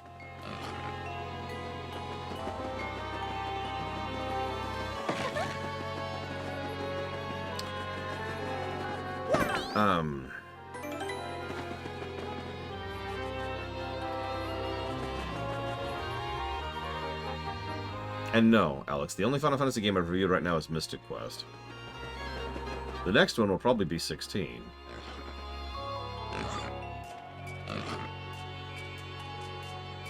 I feel like I've met these pigs before.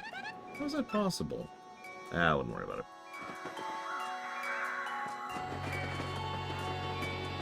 I admittedly wasn't counting FF14, as I never do. I haven't been able to buy food for my children since my husband turned into a pig. Now they're all so hungry. What should I do? Mommy, I'm hungry. Food, please. Kind traveler. If you have some spare food, can you share it with us? Of course. Here, I actually have this hot dog. Thank you so much. You've made my children very happy, and me as well. It's not much, but please take this as thanks.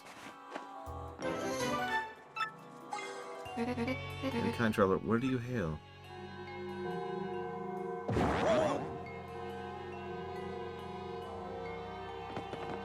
Well, now they won't go hungry, Alex. Fix my mommy.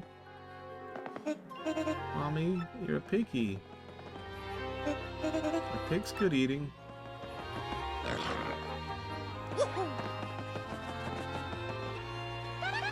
And no, she didn't turn into a pig to feed her hungry children. That would be too gnarly. But that is some spooky timing, I swear. In this village, the moon is all we can rely on. It can even grant wishes. Don't let me turn into a pig. Don't let me turn into a pig. I'll even give up bacon.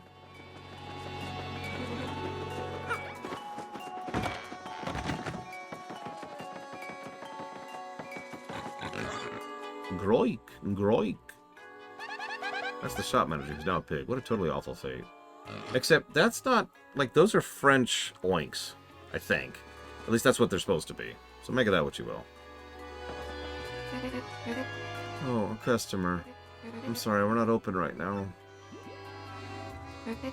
Why am I crying? My husband's been turned into a pig. A pig. My husband went to the woods yesterday to collect herbs. No husband came home. Instead, a pig returned. This pig. We got in a fight before he left, and I called him a chauvinist pig. Now he really is a pig. He has a sweet side, too. Like cooking my favorite food on my birthday, you know? And when shoppers get rude, my husband escorts them out in such a manly way, you know? He's got so much wonderful things going for him, you know? I wish you couldn't dip into the tail for cola money. That part really doesn't work. I really could do without him getting on the underwear on the radio, you know? I don't like how he drinks milk from the bottle. And I've got my faults, too. Maybe I shouldn't lean on him on. Maybe someone I could. Maybe he's talking to a pig like this. Yeah. Are you even listening? So, hey, could you figure out a way to restore my husband to normal? I'll do whatever I can to help. You can even take what you want from the storeroom if it might help out. What's that? The storeroom's locked. My husband must have taken the key with him and lost it in the woods. Wasn't this you, Brigwin? Because I remember having an issue writing out all the dialogue for that sequence.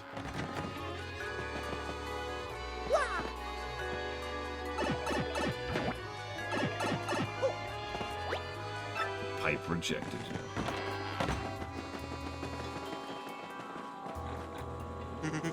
Nasty monster lives in the woods past here. I'm serious. That's what somebody said. You still want to go through even after hearing that? You need the mayor's permission. We've heard that one before. Please. Oh, whatever, gate guy. Let's go ask Mario. That's the gatekeeper of Twilight Town. There's a guy like this in every town, huh? If there weren't, you'd go wherever you want to beat the game so fast. Never mind. Let's never speak of that again. Game.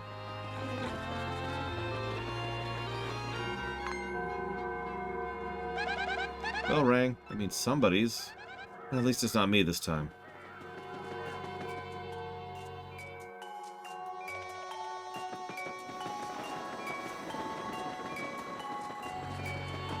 Whatever. Let's talk to the mayor. Oh. Oh.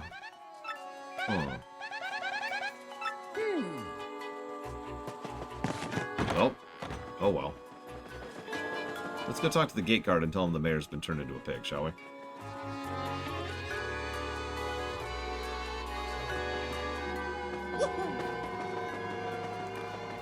So one thing I really like about this, every pig has a different way of talking. And if you happen to pay attention, each of their ways of talking is indicative of the actual person that they are. It's actually part of why I pointed out that French thing earlier. Yes, I'm a novelist and I read several books a day, not all pop-up books either. What if pigs can read? I'm a bit concerned about it, to be honest. Oh, hey! The gatekeeper's gone. Oh, not gone. He turned into a pig. No, not to be insensitive, but that works out for us. We can just cruise through. Bye.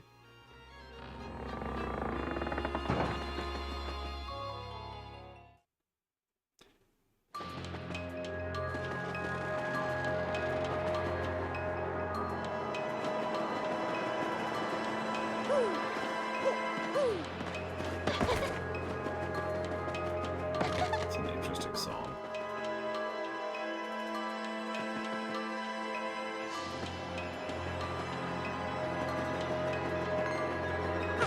So we're going to fight these once this time around. We'll see what happens.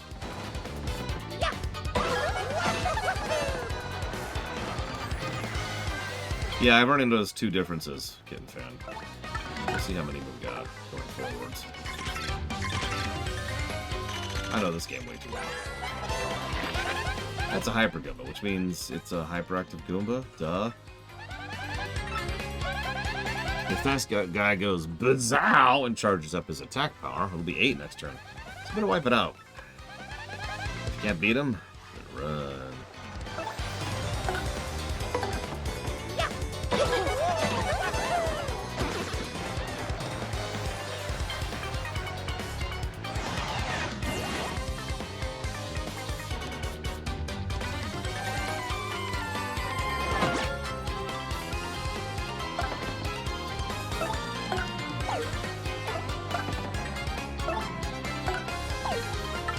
That's worth it. Screw it.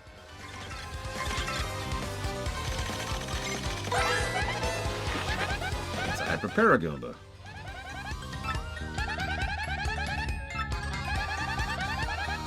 Listen, I need my tattles. I need my tattles, Alex. You don't understand.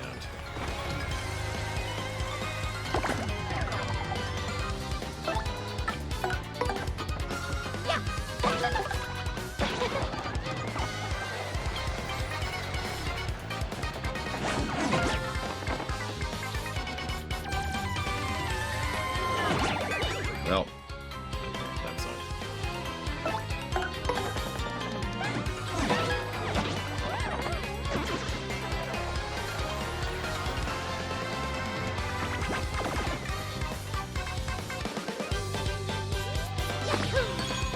Notice we're technically over-leveled for this area. But that's probably because of the Glitz Pit, honestly. Really? Okay.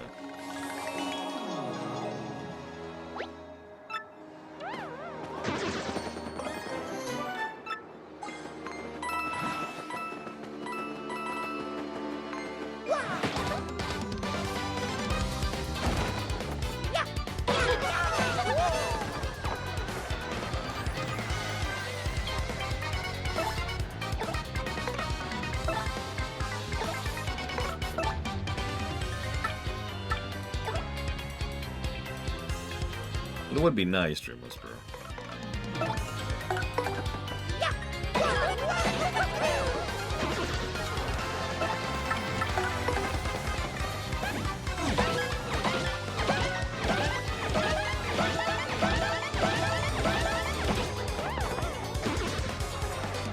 Oh, Pillars of Snow, you have no idea.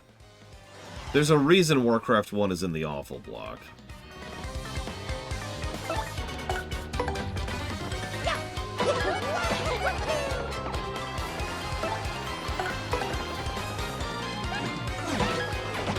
I played Warcraft 1 when it came out, and it was pretty crap when it was new.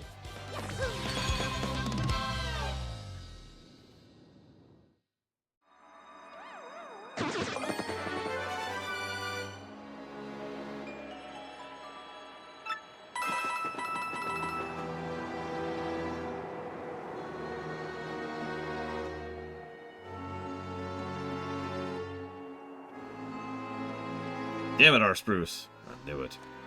That might push Starfield over the line. We'll find out in a bit. It's very close. At like 99% right now. But FF16, Homeworld block, and Starfield. Thank you, our Spruce. As always. One moment, please.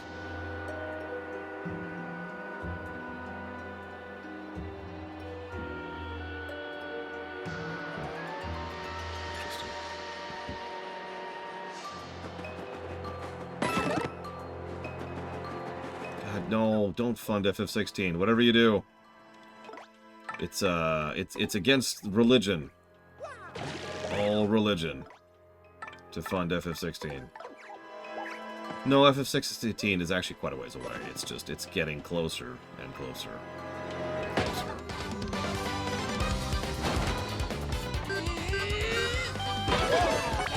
Yep, every religion looks at FF16 like, whoa there, hold on.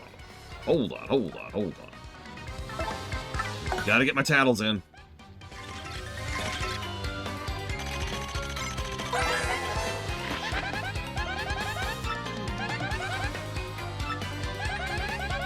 Oh, that's right. You wanted me to readdress, didn't you? Do you mind, for the sake of paperwork, telling me exactly what you wanted to reassign, Ross? Because you mentioned it the other day, but in my mind, I don't have you having 100% of that.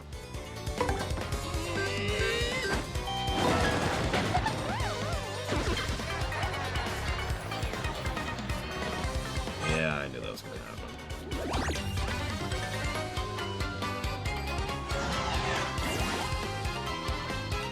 Yep, this is going to suck. No rush, it's just, like I said, that's still in progress in my head.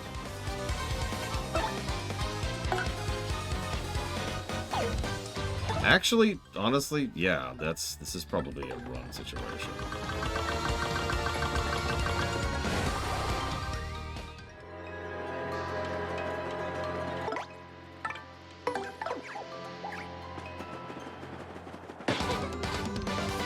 Now we kill him.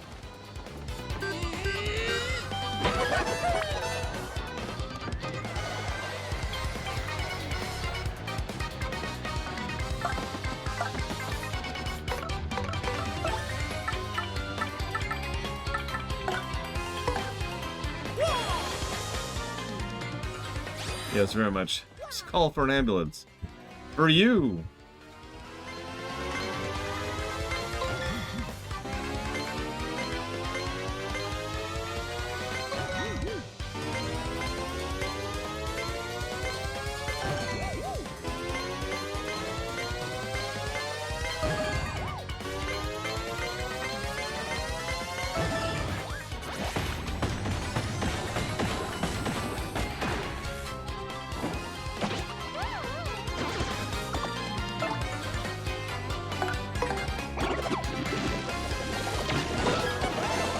What's to be confused about, Eternus? By the way, hi.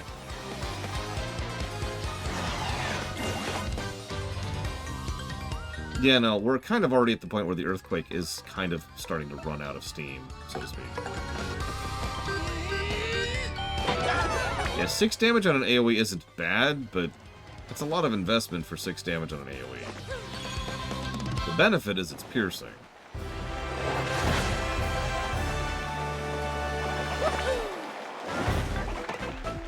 More badge power!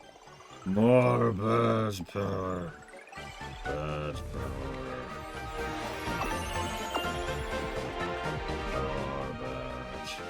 More badge. Yeah, sorry, what? Yeah, if it was like in the last game, where it's just, you just get 7 piercing damage, and that's it, it might actually be worth continuing to use, but here it's just, ugh. Badge power.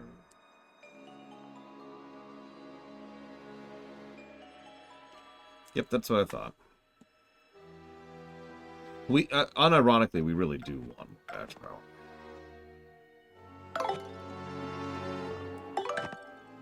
Yeah,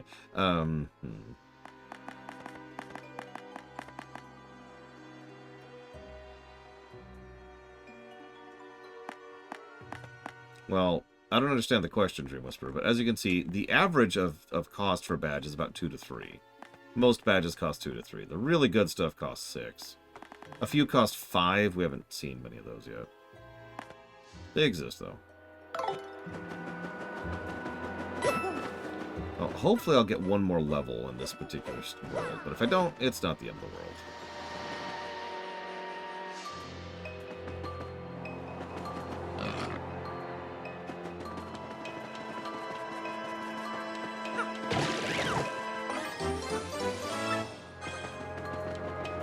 Yeah, some quick change costs 7, which is just bonkers. Anyway, so this is now, if you're paying attention, the 3rd total time of backtracking in this chapter.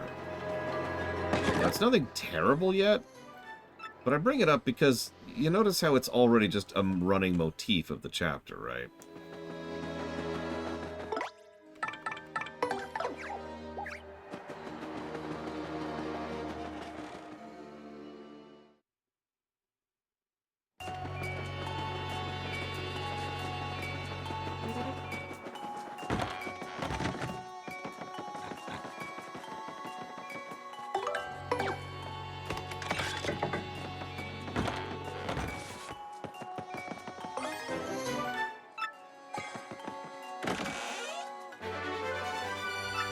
So that is a defense up badge,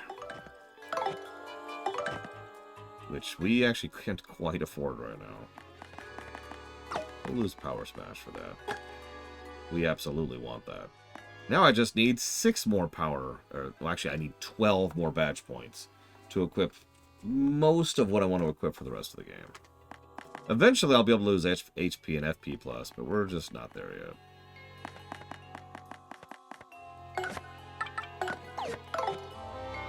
Three points per level.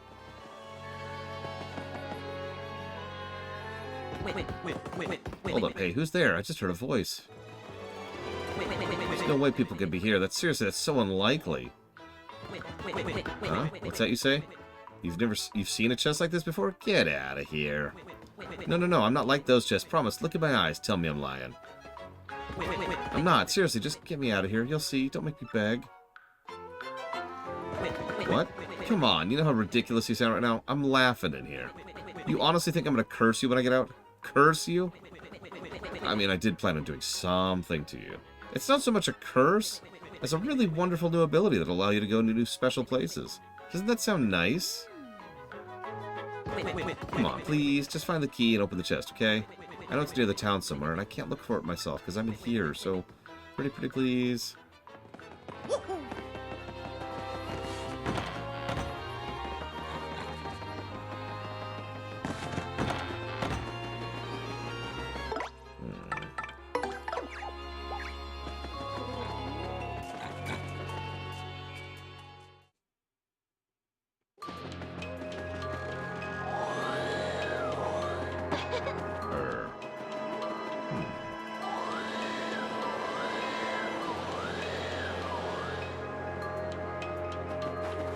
Interesting.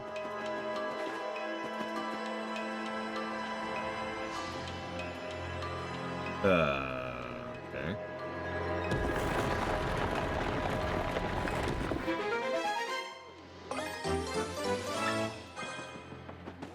I also noticed it was visible. I actually missed that last time.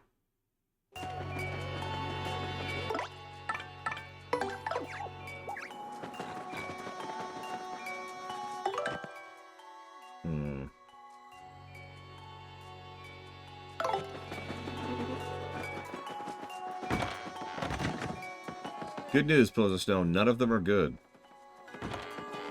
No, I mean, Warcraft 3.4 is just merely bad, so that's whatever. That's a good question, Kitten Fan. I'm going to have to chew on that. You're going to let me out? Oh, happy day.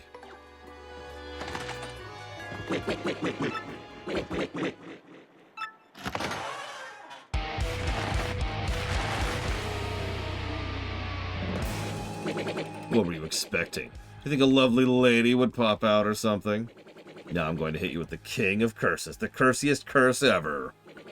Fear my terrible power. You will know the pain of having your body rolled up real small. Be cursed! Now you're just cursed, loser. Savor your suffering. When this curse strikes you, you won't even be able to walk. You'll be forced to roll around as a tacky tube. Your suffering amuses me, and so I laugh. Now show me your cursed plight so I can laugh all the more.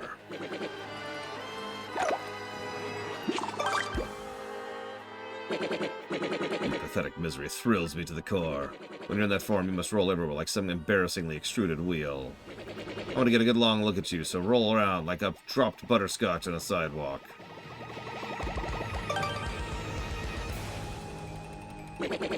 Well, do you see how pitiful and tubular you are? When the suffering becomes too much, press B. Tell me, do you not understand your eternal cylindrical agony? I leave you to suffer, fools. Rest in peace.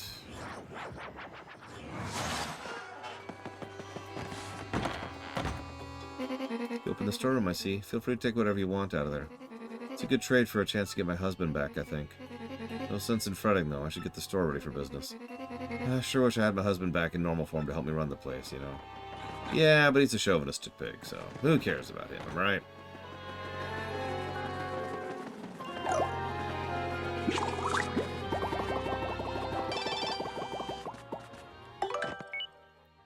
At noon today, the XS Express ran late for the first time in 10 years as a suspicious incident activated station security measures.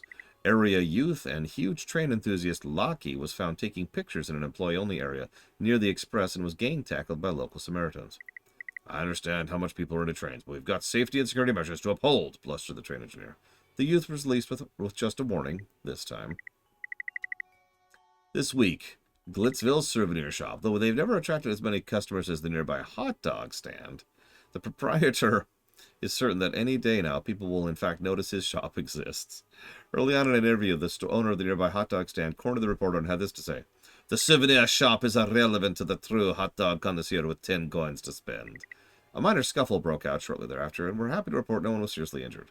Apparently everyone in Glitzville knows how to roll a punch. So, cookie for cookies. Blend honey syrup, And that's it. You can't mix items yet. And yes, I'm pretty sure this is faster than walking. So, like, at a certain distance, this is faster to use. Especially since it retains across screens like this. And you can jump while doing it.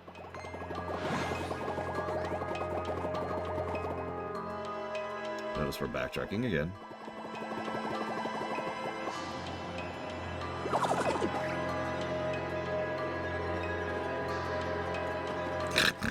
Yes, Eternus. It is superior in every way, except for gameplay and story. What's left? Nothing.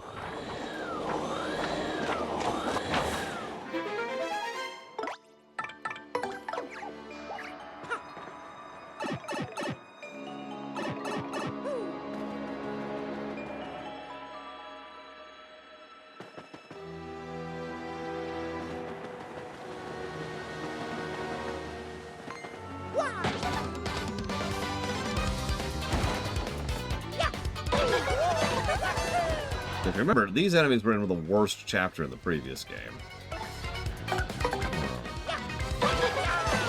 Maybe it's actually the daisies that are the problem.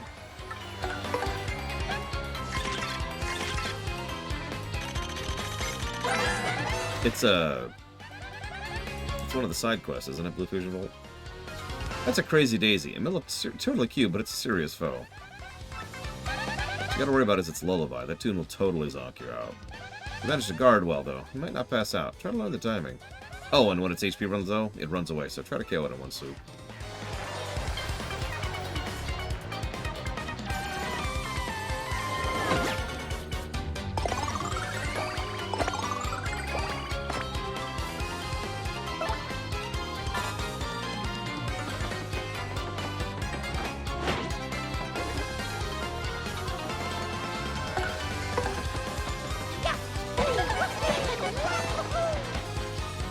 God, you're right, Miss Bruce.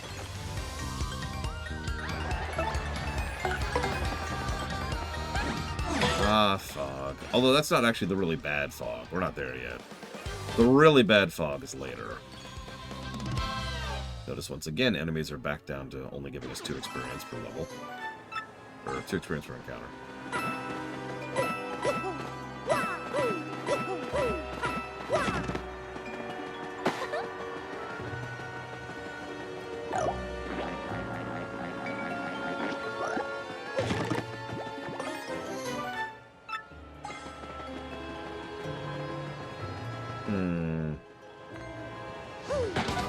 I've heard several people say they prefer Paper Mario 1 over 2, and I could see some specific reasons as to why. Like, there are some individual things and individual chapters which are just a little bit better here than in Paper Mario 1. Or, sorry, better in Paper Mario 1 than here, is what I meant to say.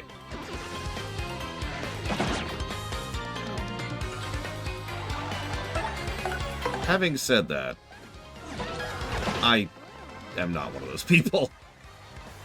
Paper Mario 2 just absolutely destroys Paper Mario 1 for me.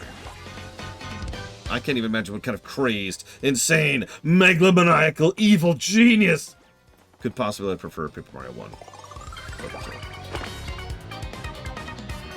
Well, now that's more understandable, Pillars of Snow.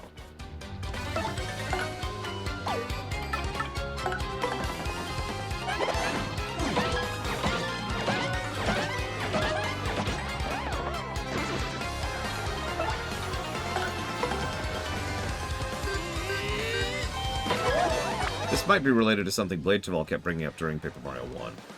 He kept mentioning how it seems a little bit factory worker syndrome to keep going through combat. Paper Mario 2 is more complex than Paper Mario 1 in several ways. It has additional mechanics and more complex enemies and kit. And so it is definitely the kind of game that is just a little bit trickier to do, like, everyday combat. You know what I mean? Oh, okay. I'm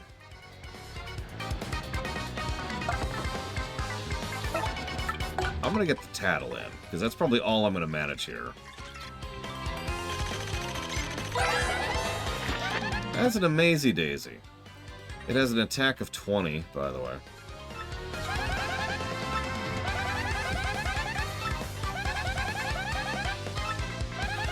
This thing can actually kill us. Just straight up, in one shot, kill us right now. It could kill us from full health, I should probably mention. So I'm kind of hoping it actually runs. Oh, thank God. Okay. Okay. Yeah, that... So this is one of the spots where you can farm levels. And I forget what else. I forget what else you get from the Amazing Daisy, but I know you get a chunk of X.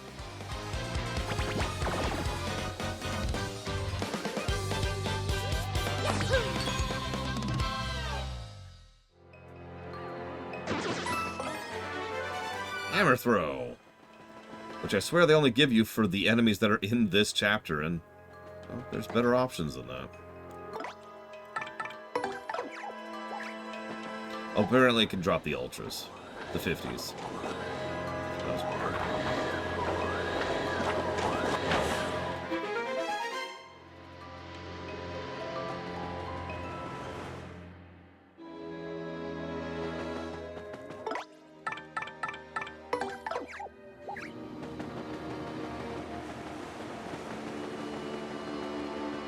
Dang it, I just did this.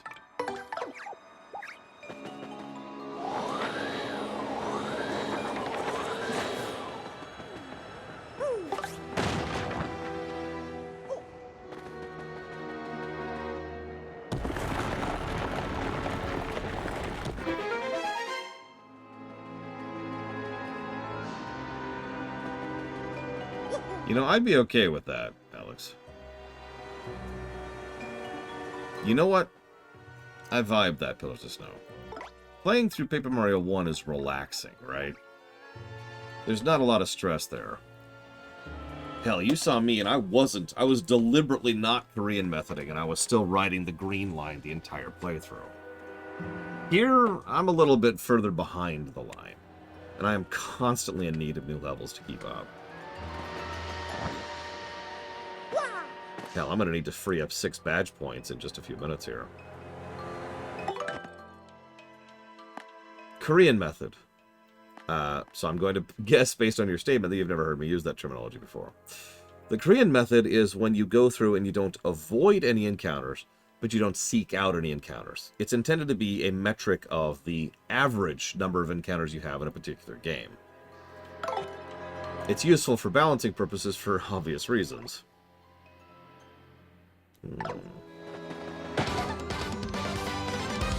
In other words, as a developer, this is how many encounters you expect your players to have, right?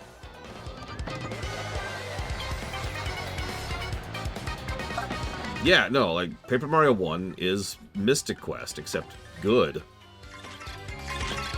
And that's speaking as someone who likes Mystic Quest.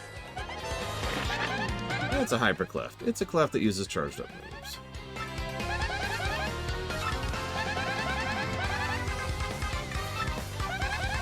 Exactly, what Alex just said. Hypothetic, like, that's why we refer to the lines. There's the red line, the orange line, the yellow line, and the green line. Oh, and the gray line. Now, that's actually a term from MMOs, but it applies exactly the same way. If you are very underleveled, you're on the red line. If you're a little bit underleveled, you're on the orange line. If you're overleveled, you're on the green line, and if you're way overleveled, you're on the gray line. But what the game designers should do is they should plan for you to be on the yellow line, right where you're supposed to be. Right at the level you should be for bosses.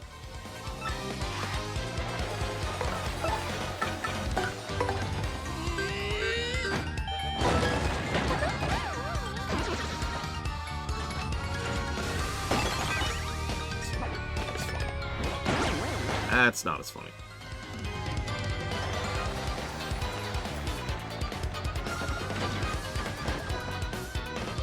Yeah, several of what I consider to be the best RPGs of all time are really good about managing that concept. For example, as much as I love FF6 to death, if I'm being honest, you're usually riding the green line most of the game, if you're just Korean methoding. By contrast, Chrono Trigger, as Ross just points out, is much more about you being on the yellow line. I'll take that. Could have been better, but I'll take it.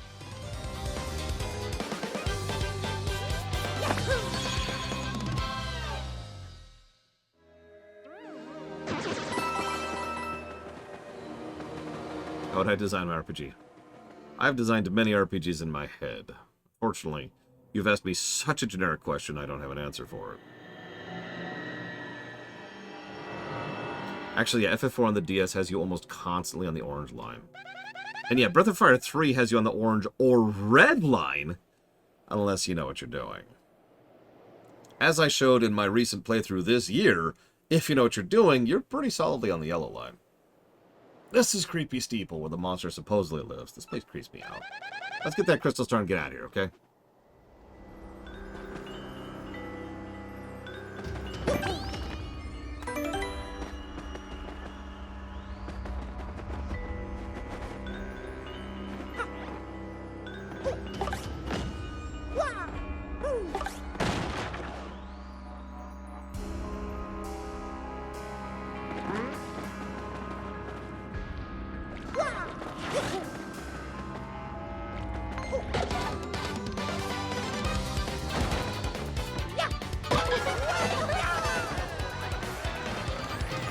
Oh, they leaned into it hard for just now.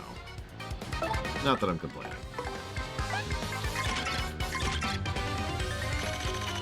I think so far Chapter 3's is my favorite, but I still like it. That's a buzzy beetle. Oh, it's kind of cute. Got pretty good defense, and fire and explosions don't hurt it whatsoever. But if you jump on it, you can flip it.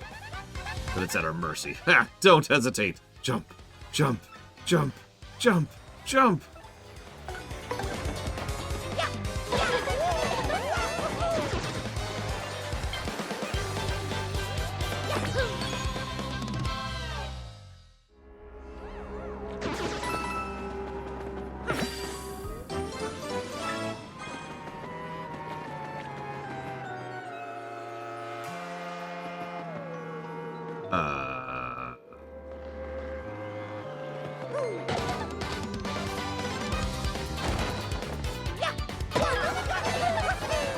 Yes, but only under certain circumstances. Most of the time, you're not going to see enemy respawns in this game.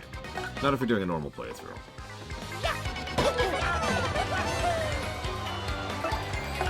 There are exceptions to that, of course. For example, if you go sufficiently far away or enter a completely new cell. Now, if you're paying attention, we just did that. So when we go back to town in this very chapter, those enemies will be respawned.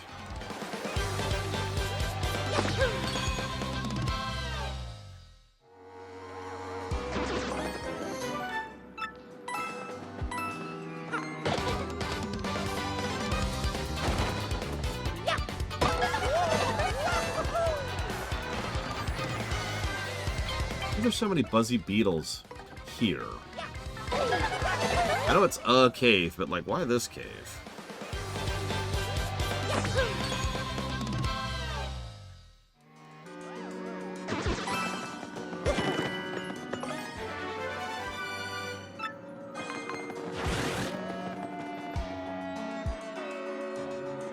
So yeah, we're done there for now. Those aren't even good experience for where we're at, because we are on the green line. Enemies are giving us 2 experience right now.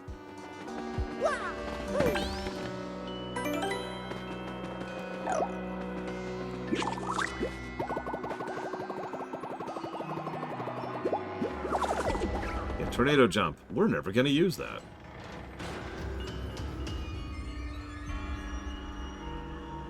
Nice place. Nice stained glass thing going on there.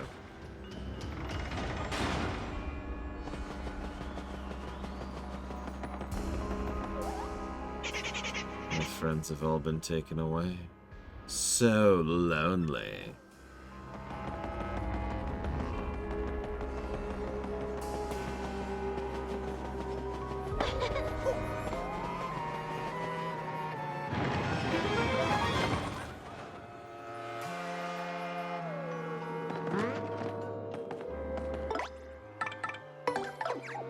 Yeah, this place is a place of happiness and joy.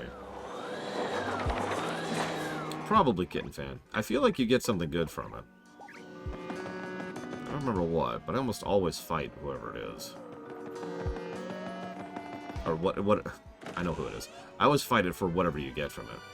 Flower Saver. So that can be really useful if you're going full mage build. Which I am not. Listen, the reward is all I will use to fight things with. It's the only reason to fight.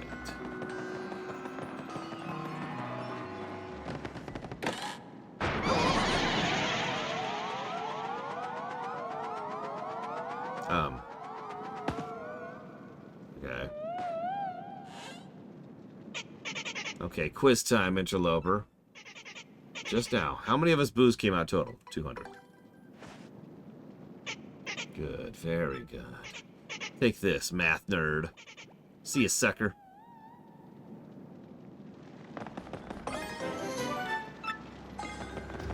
It's another ultra shroom for the bin.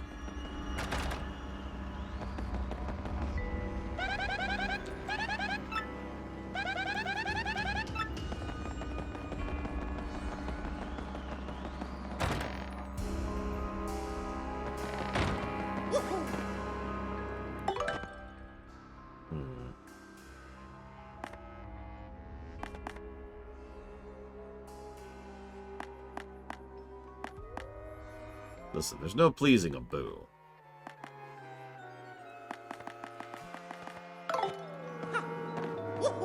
Just like the Fae.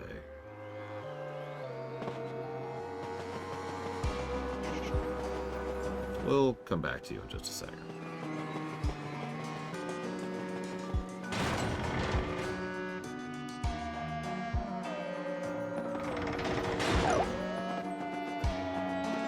Come on.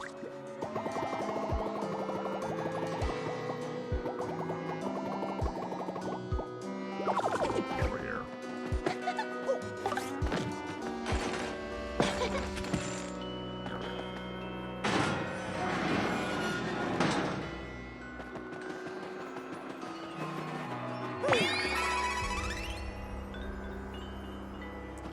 Alright. I don't know if we're really set up for this right now, but sure.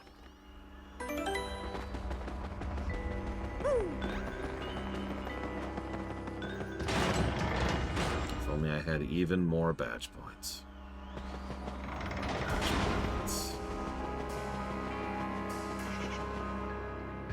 That's a boo. A familiar floating fluffy ghost. Do you think it's stuck in this room somehow? Feels like there's a story behind this. Whoops.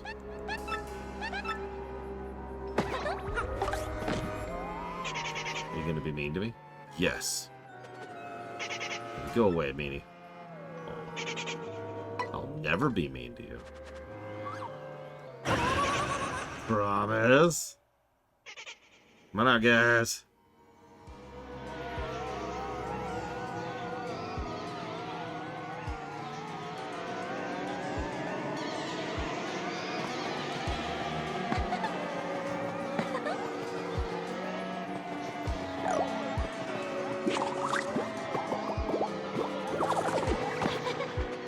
No, why won't it? Ah! And they got me.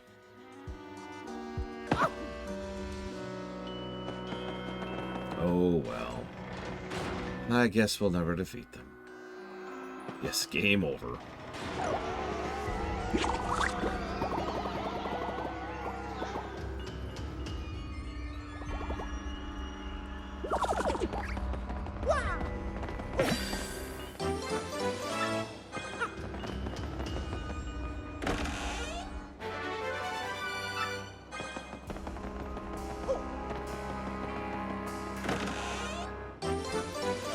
So there's our cookbook. Huh, the interloper returns. I'm gonna quiz you again. If you get all three of my questions right, I'll give you something good. Yeah, sure, quiz me. Which townsperson is guarding the way to Rogueport's east side?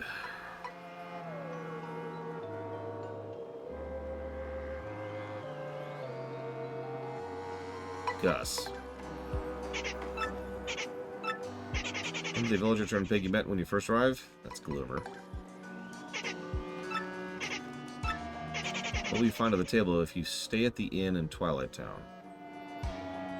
I didn't go to the inn in there. So I'm gonna go with pork chops. Or peachy peach. Okay, peachy peach. Yes, you aren't this. With your huge brain, nerd. Come back again sometime, okay? It gets real dull in here. You can't carry anything.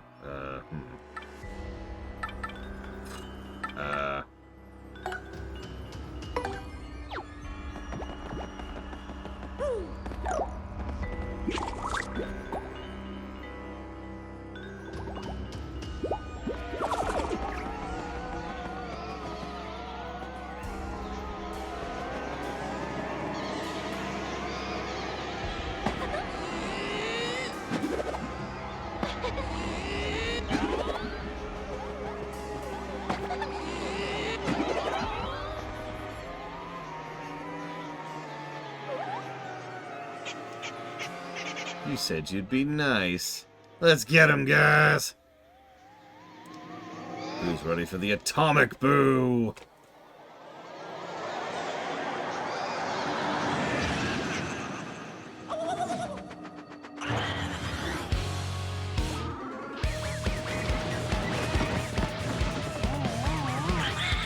Nice audience.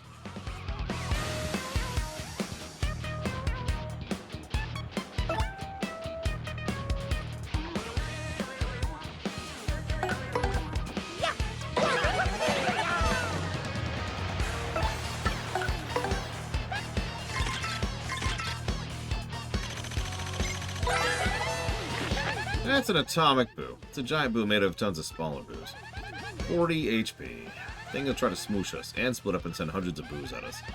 And we might get scared or confused or can't move. I'm sure I want to see this thing standing behind me in the middle of the night. No, boos aren't evil. Don't be silly. Well, these boos aren't evil.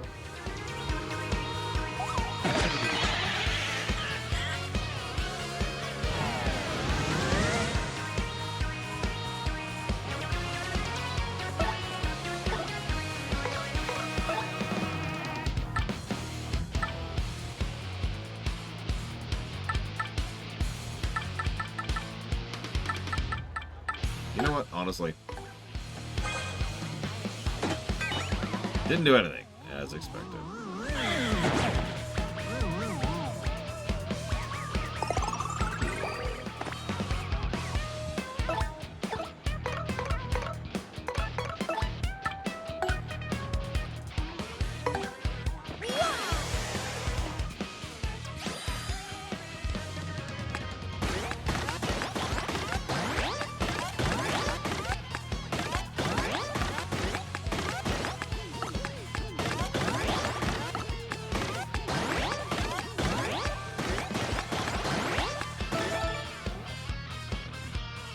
So anyways, that's that ability. Plus 3 attack, plus 4 defense. For 3 turns. Now that costs a huge amount of star power, though.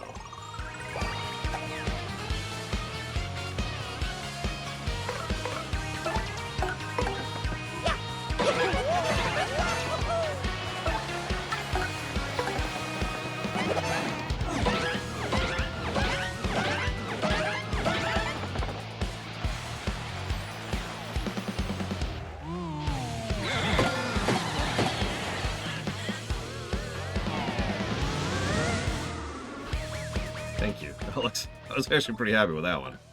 Speaking of which, finish that up. You can tell it's a major boss because we actually got coins from that one. Bonus coins, I mean.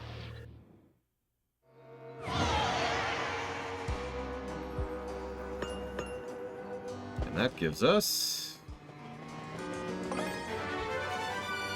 Lucky Start. I almost always have Lucky Start on. So, Lucky Start is kind of like the buff that you get from What's-Her-Face. It's just forever. It's always useful. It's a tiny little buff, but it's there, like, always. Every single fight. There's just, hey, here's a buff. Here's a buff. Here's a buff. So, hate to do this. We're going to lose our regen. The regen's worse in this version anyway, so whatever.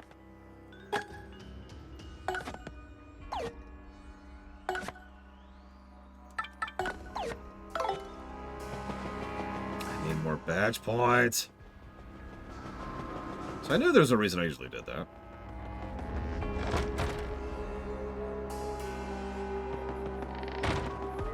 Now to be irritated by enemies on the ceiling.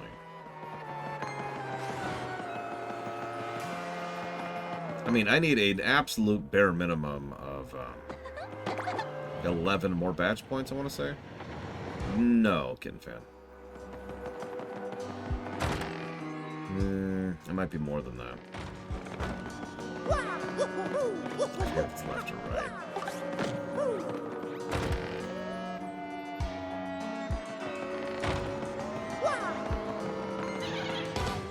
I liked it, Kitten Fan.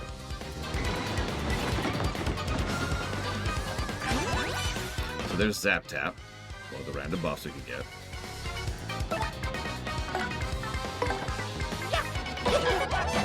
Lucky Day is also useful, by the way. So many things I need to get still, badge-wise. That's a boo. That's everyone's favorite ghost. Well, almost everyone. It's nothing to write home about on the attack side, but it can turn itself or its allies invisible. Won't be able to hit it, so beat it up while you can see it. They're kind of cute, but I wouldn't want to meet one in a dark alley. If I run into the bathroom in the middle of the night, well, never mind what I do.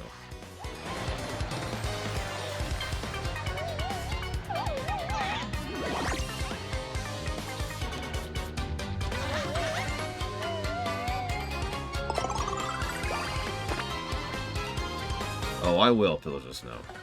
Don't you worry.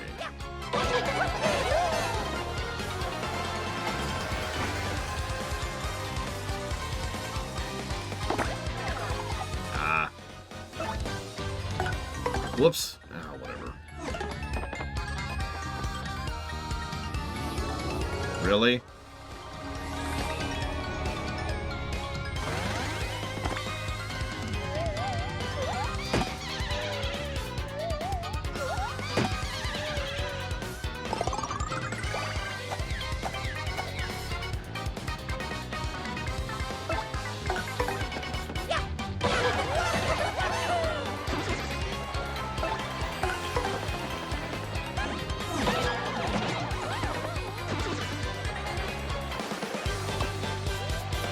Yeah, a decent chunk of our gold is probably going to go into life shrooms at some point, especially with how low we're keeping our health and our mana.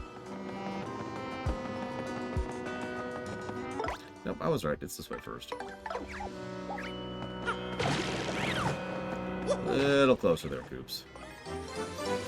Thanks, now get out of my party. But I could be useful! Whoops.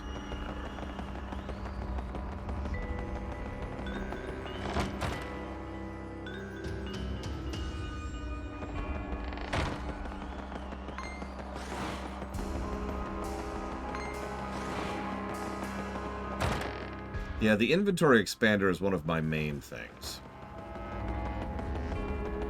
I don't remember what floor that's on. Go ahead and tell me. What floor is inventory expander on? Because that might be one of the things I try to do off camera.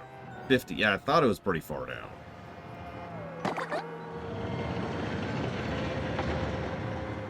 But it's the inventory expander, you know? It's exactly as useful as it sounds.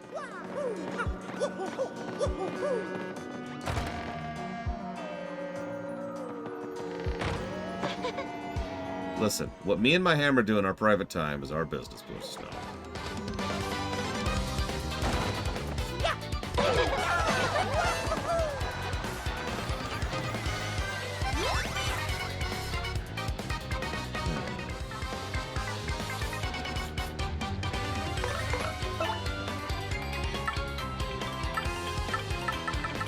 Honestly, this is a pretty good time for that. Nah.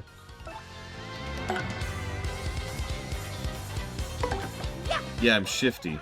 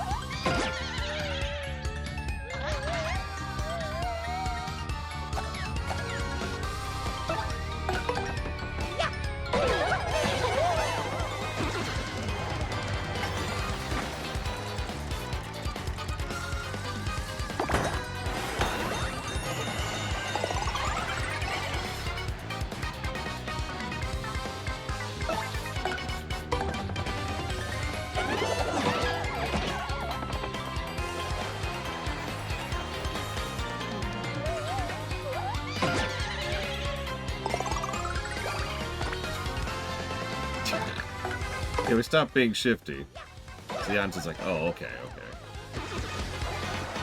I guess we'll go along with it.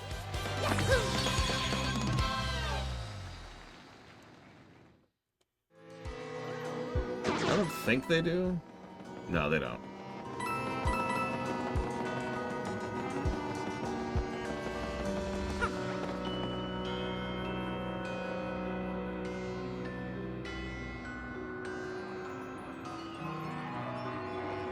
Nah.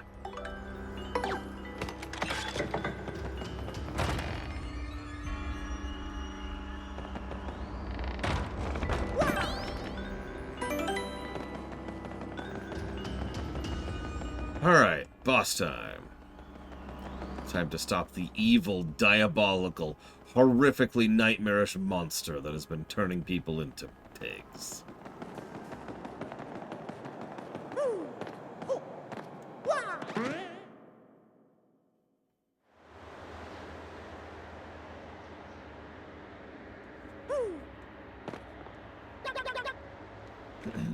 Hey, hang on there, Slick. What are you doing interrupting my me time? This is the monster the mayor was talking about? You gotta be kidding me. Who you calling a monster? What's your problem? Why you need to pick a fight? I'm busy thinking up new pranks and stuff, and it's not easy either, so get lost. Of course you guys won't. No way you ninnies go away quietly, am I right? Well, alright then, Slick, fine, yes. I turned the villagers into pigs. Big deal. Big deal, you big jerk. Why would you do something like that? Well, you know, they're all so depressing and boring and dim-witted all the time.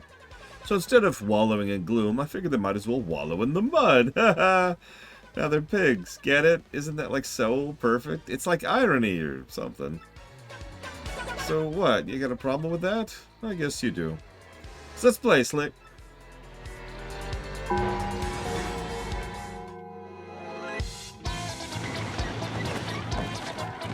Time to fight whoever this guy is.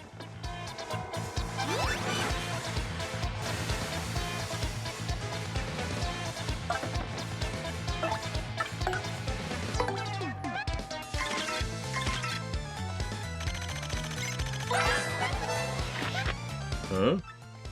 Wow, how totally bizarre. This thing isn't listed in here. There's a monster here that looks like this thing, but it doesn't have a name. Oh. Apparently really good at transforming itself and other things. Maybe use that power to turn the villagers into pigs. This thing's a real jerk. Yeah.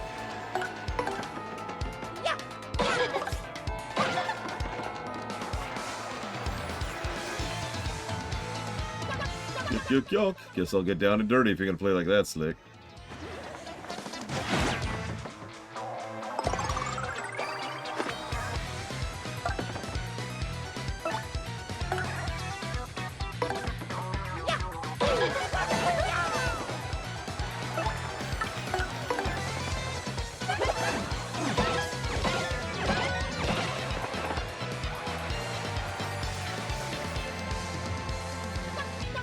Time to regroup here. So I think you're a couple of heavies, huh?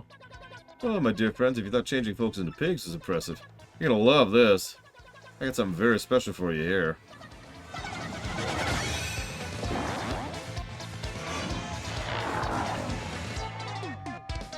Actually, no, Dream Whisperer. Even in Super Mario RPG, the original, you can have that problem. I like them apples. Now that's magic, people. Now you're fighting yourself. I'm a dang genius. Yeah, the fourth, in this version, so there's things they do to cap your number of jumps, but those are soft caps. They also do things to hard cap the number of jumps you can do.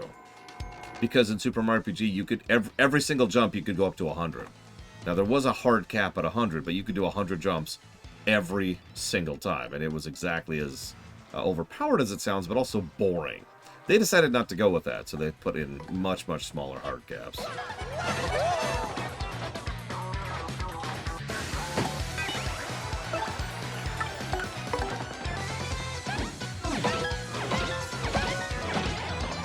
I've gotten that fourth jump a few times, but it is literally pixel perfect. Or, sorry, frame perfect. So, yeah, I don't always get it. Wait, stickers? Oh, my God.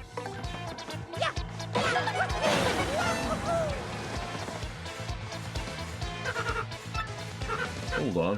What? Huh? You beat me?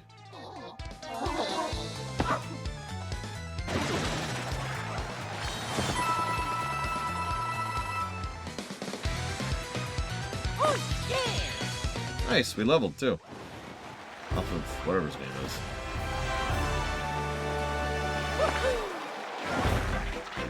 Badges!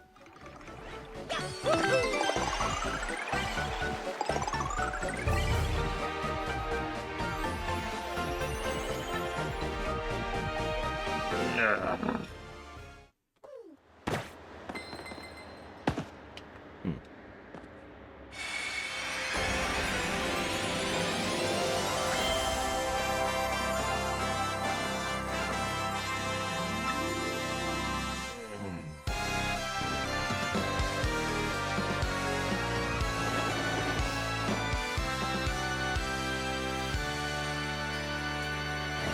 A nice short break from the previous, much longer chapter. Mario defeated the Scourge of Creepy Steeple and found the fourth crystal star. The people of Twilight Town have surely recovered from their awful curse by now. At this rate, Mario's quest to collect all 7 crystal stars will be done in no time. With his back to Creepy Steeple, Mario sets out towards his bright future.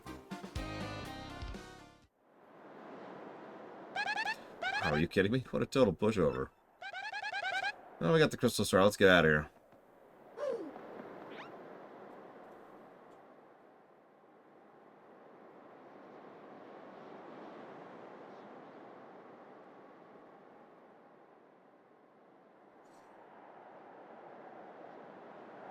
Guys, I think my game might be bugged.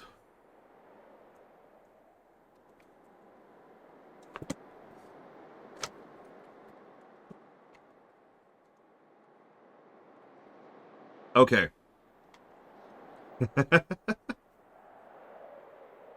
This trick only works once. But every time I've streamed this, I've tried to play into it. Because, we're right there.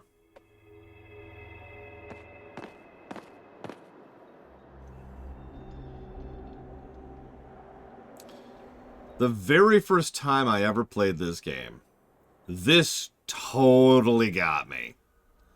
And what's funny is if you pay attention, this is our second subversion in a row, but in a different direction. Chapter 1 was a typical arc, right? Overworld, town, overworld, dungeon. Chapter 2, overworld, town, overworld, dungeon. Chapter 3, arena section, which just did its own thing. There was no real pattern to the arena section. It was just like there was like some puzzly sections and then a lot of combat, but that was interspersed with a lot of towny stuff. So it was like town plus combat, and which is a really weird combo. Then we get to this and it goes back to the normal. Town, overworld, dungeon, right? So we get to the dungeon, we fight the boss, we win. The chapter thing ends and everything's cool. If you're paying attention and if you know what to look for, you'll notice the moment the changeover happens.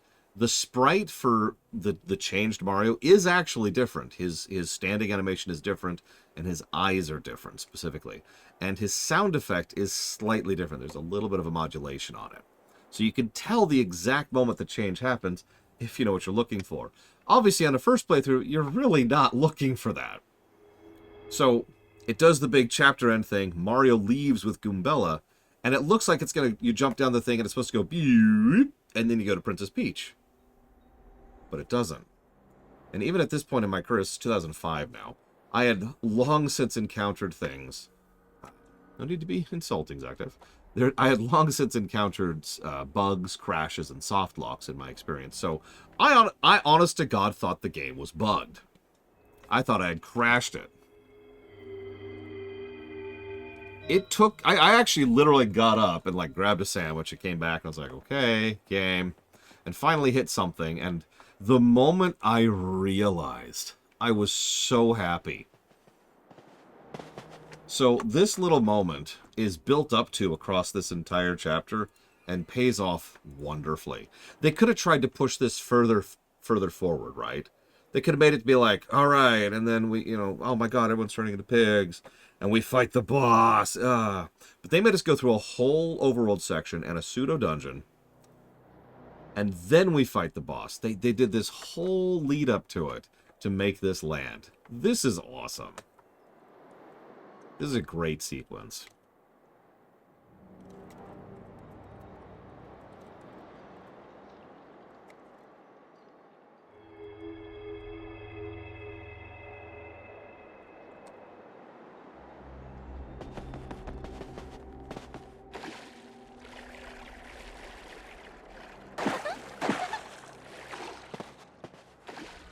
Now, as of this exact point in time, yes, Brigman.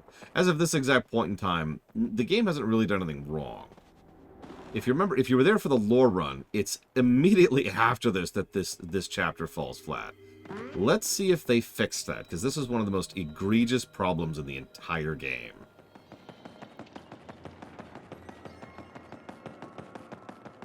Yeah, again, his stance is different, and his eyes are different.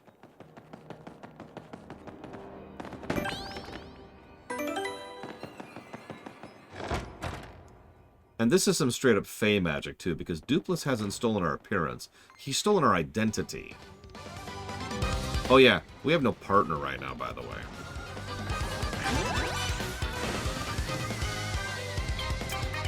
In fact, we have so little partner that I'm honestly not even going to run these. I wasn't trying to fight these.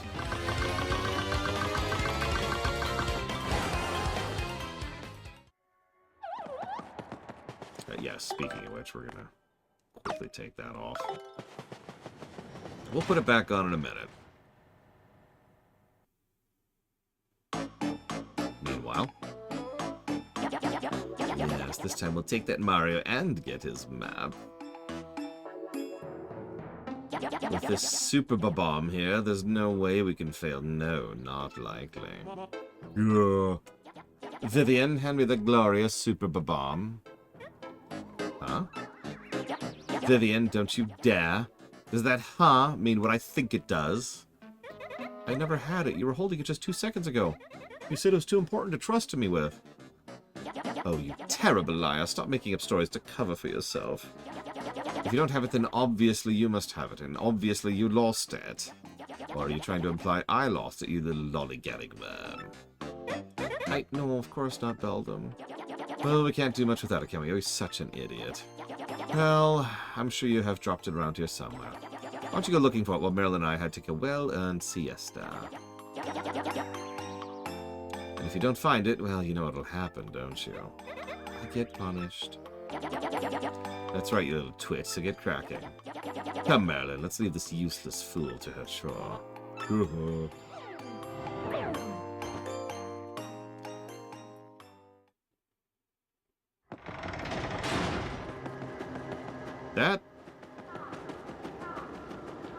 That sounds like a character who's an idiot, Sactaft.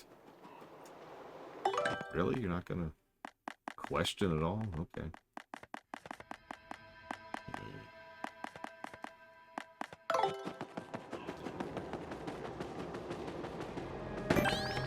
Alright, this is it, game. This is your chance.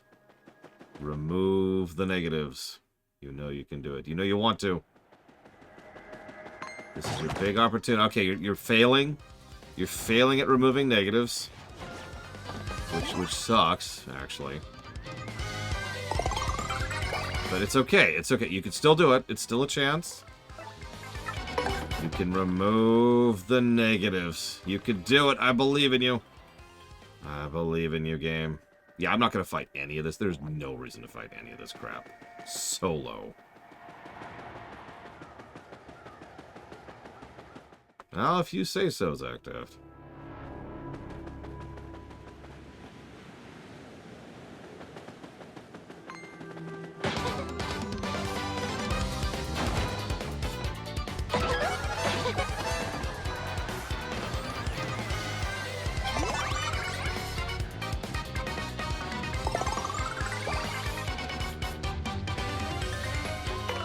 Yeah, I saw the mushroom, but eh.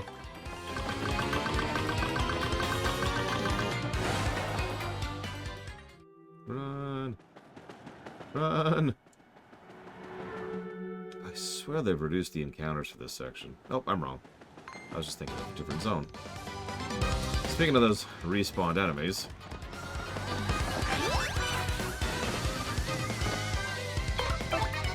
Keep running! Ooh, it's getting harder to run, too. It gets harder each time you successively run, by the way, if you're wondering what's happening with that.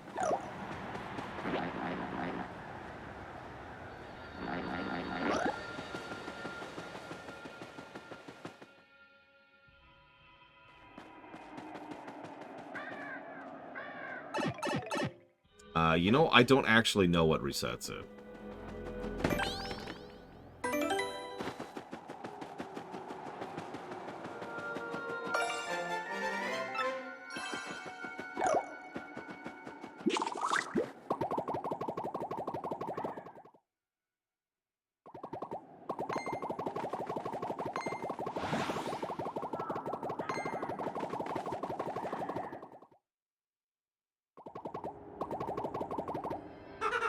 Hey, what's up, Slick? Been waiting for you. Yeah, you're Mario, right? What a great name. And I really dig this body, too. Man, can I jump now? You see what I mean, by the way? He's just a little bit different. He's, like, hunched over a little bit. His eyes are a different shape. And his standing idle animation is a little bit more, like, aggressive looking. Hey, you're so popular around here. I get mobbed. I just love being you. It's so cool. I don't think I'll ever want to stop. So you figured it out by now, right? Slick, your body and name belong to me now. See, I got the power to change my shape into anyone I want. It comes in handy. But to really be somebody, I need to take their name and body, too. Which means you turn into a shadow and can't use your name. Tough break, Slick. It's not enough either. I aim to erase you for good. I guess it'd be unsporting to ruin you without a challenge. I'll give you one chance. If you guess my real name, I'll give you back your name and body. What do you say, Slick? This will be fun, right? I guess. What's my name? Oh, sure thing. Let's see here. Let's see. Your name is... The P's missing.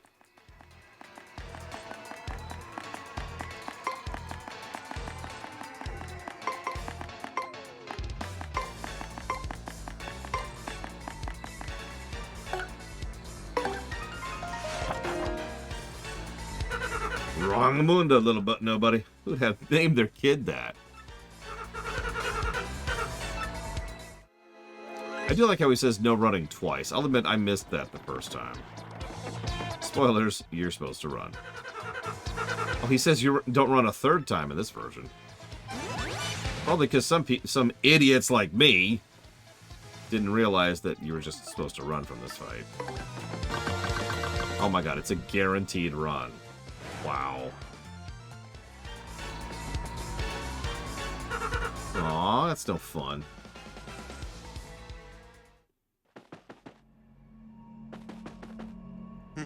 Now that Mario took care of that curse monster, I don't have to guard the gate. But here I am doing it anyway. Yeah, just to keep the weirdos out, you know. Yeah, you look kind of weird. If I had to classify you, you'd be a bad guy. I'm one of the shadows now. Yes, I'm a novelist. What kind of books do you like? Strategy guides. Shouldn't you spend your time reading something a little more worthwhile? Hey! Curse has been lifted since Mario beat the bad ghost. Ah, that perfect red cap, those scuffed blue overalls, he's the absolute best. Why don't you do something about your appearance and spiff up like Mario, huh? I've been thinking lately, I don't really want to be a pig, but being a crow would be okay. And then I could fly, and no one's ever heard of a flying pig. Okay, so, remember what I mentioned about the French thing? Well, this was the pig in question. I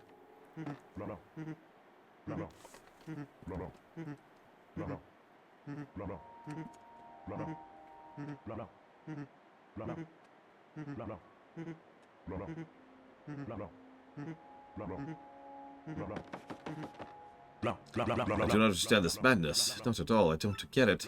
I remember coming through that pipe, but it gets fuzzy after that. Now I don't know why I'm here. Not that it's a problem. The young woman is quite fetching, eh? I collect goods, she sells them. Simple. Good shop, like a good marriage, is dependent on teamwork. So show your support and buy something. Oh, this is awkward. That pig wasn't my husband after all. This guy is younger and kind of handsome. What a strapping fellow. Maybe it's time I traded in for a new husband. Oh, I'm only joking. Uh-huh. I do not believe you, ma'am.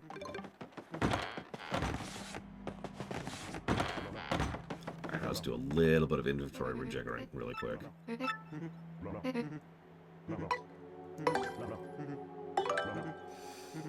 Get rid of the soup ultra. Get rid of the jammin'.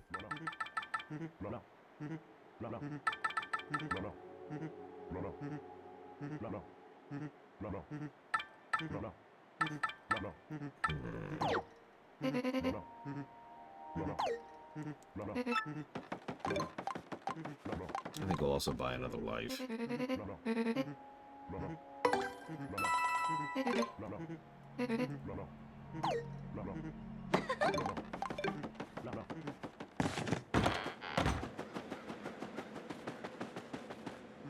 The moon granted my wish. I never turned into a pig.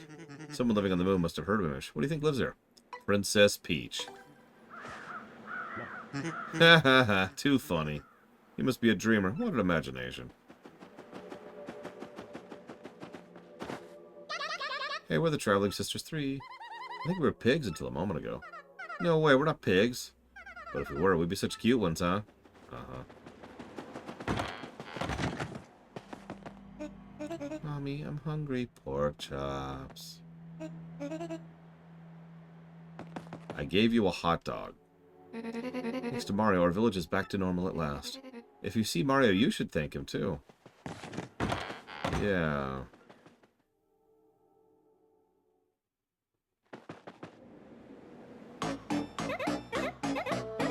What'll I do? What'll I do? Poor me. I'm gonna completely ignore whoever that person is. You know, you can get through anything if you have good memories to cling to.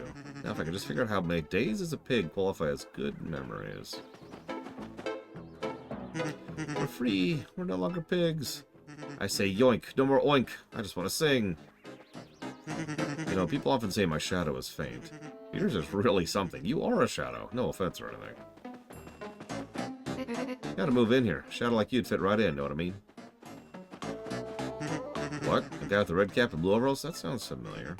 Come on, brain. Oh, yeah, it's Mario. He's the adventurer who saved the village. Are you an adventurer, too? I like adventures. Well, I'm out of here. Bye, guys. So, this is an interesting little tidbit. They could have just said the pipe rejects you and that's it, but it actually makes sense. Remember, the thing we need in order to go through the pipe is something with our name on it.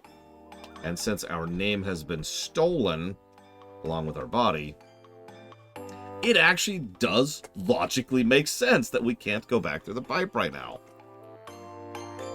Sorry, I just wanted to point that out because I think it's kind of neat.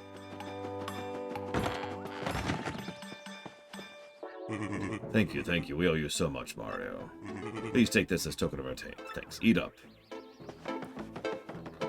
Now, who might you be? I don't remember inviting any shadows into my house. Sorry, Mario's visiting today. I don't need anything. Please leave. Mario sure got chatty all of a sudden. I mean, he, like, never talks. Oh, well, I guess it's not totally weird or anything.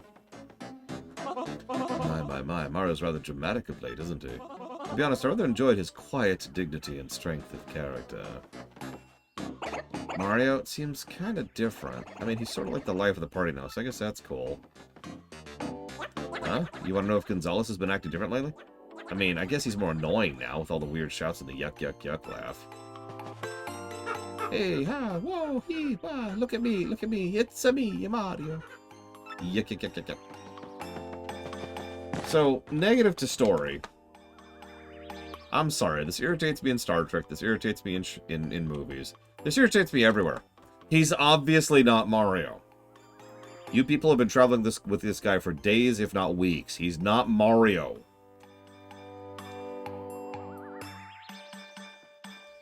If it was just for a one-off gag, it wouldn't bother me all that much. Really. But as you'll see, this is going to show up later, too.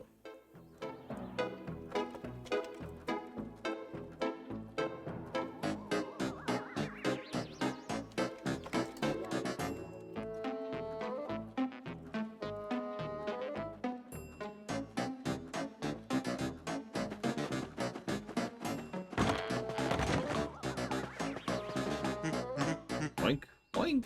Oink, oink. I'm practicing for pig time. If I go to the swine side, I'm going to be more positive. There's no more pig curse? Like, you're kidding. Could you give me some time alone? Yeah, sure.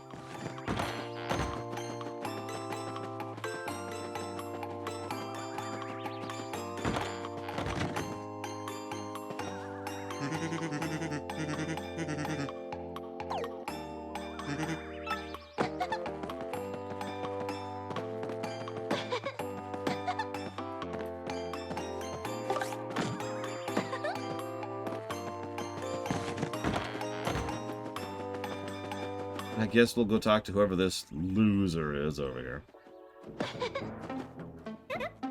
I'm looking for something very important. If I don't find it, my sister's gonna punish me again. It should be around here somewhere, but I just can't find it.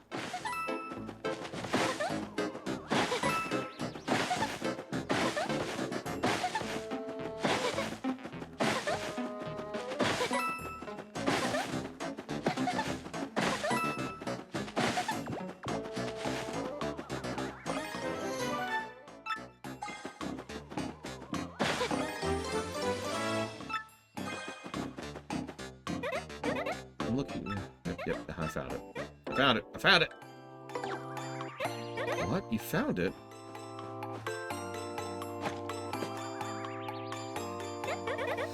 Oh, thank you so much. Oh, thank goodness. At least I won't get punished now. Oh no, it's broken. Must have broken when my sister dropped it. What'll I do? What'll I do? Oh, why do everything have to go wrong all the time? Here, I'll fix it. Oh, don't even bother trying. It's really busted. What'll I do now, huh? My sister will be back any minute now, but I appreciate your offer. Thank you. Wait a second. What's your name, anyway? Why don't you tell me? What? I can't hear you. Your name was stolen. I see. Well, I guess that happens from time to time. Wait, no it doesn't. Your name was stolen? That's... oh, I'm not sure what to call that kind of a problem. Which fits, I guess. Explain, explain, explain. Talk, talk, talk. Gee whiz, you have way worse problems than I do. And you were worried about me that whole time? That's so... kind. Alright, that's it. I'm gonna help you get your name back. And your body. And your friends! It's okay, don't worry about my problems. I'm not sure I really want to stay with my sisters anymore anyway. We aren't very happy together. Truth is, it took them all to realize I was their sister, not their brother. Now their usual bullying feels a little heavier. I also feel like I need to repay your earlier kindness. That's the right thing to do, right? Right.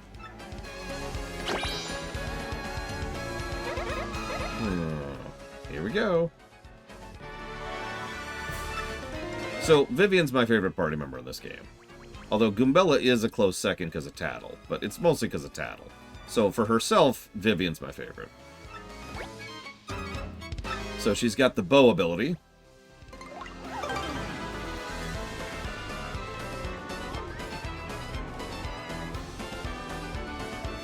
Yeah, it also kind of builds in an automatic hatred of Beldam.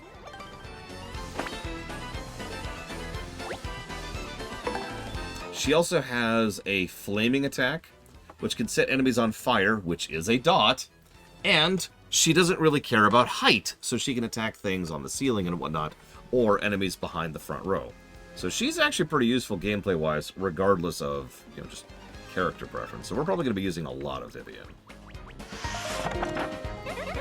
Vivian and Goombella is my go-to 1-2 punch for this game. Although, there's one other party member I like to use too. We'll see him later. I have an idea. Birds pretend to be innocent with people around, but they're actually really well informed with all that flying and eavesdropping. With my power, we can hide in the shadows so you can listen in on their conversation without them knowing. Yeah, Vivian is kind of like Lackey Lester, but shoved a little bit forward in the narrative, which makes her work better. And yes, the Sailor is the other one I tend to like. And if I'm grinding, then Miss Meows is mandatory, but we probably won't do that this playthrough.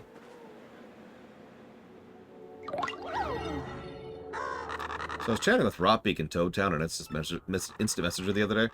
He said he'd gone fiber optic on his home network. Can you believe that?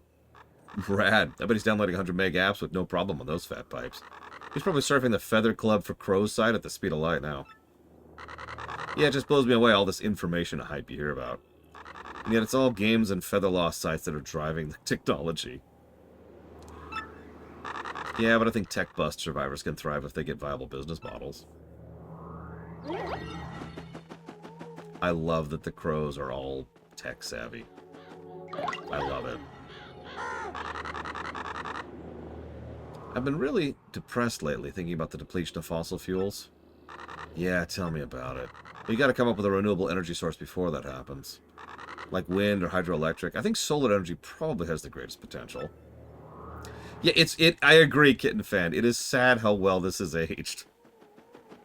Fiber optics were actually a thing, yeah. Little rarer than nowadays, but they were a thing.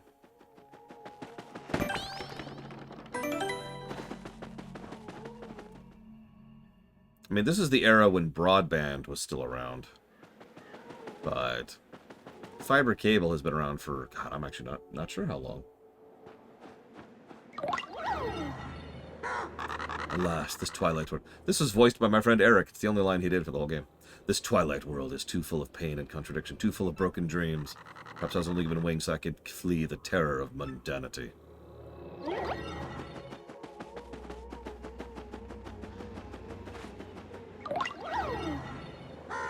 Hey, Maud, listen to this. Ronnie, my oldest, is taking his SATs this year. Oh, is little Ronnie that age already? Well, bless my feathers, Flo.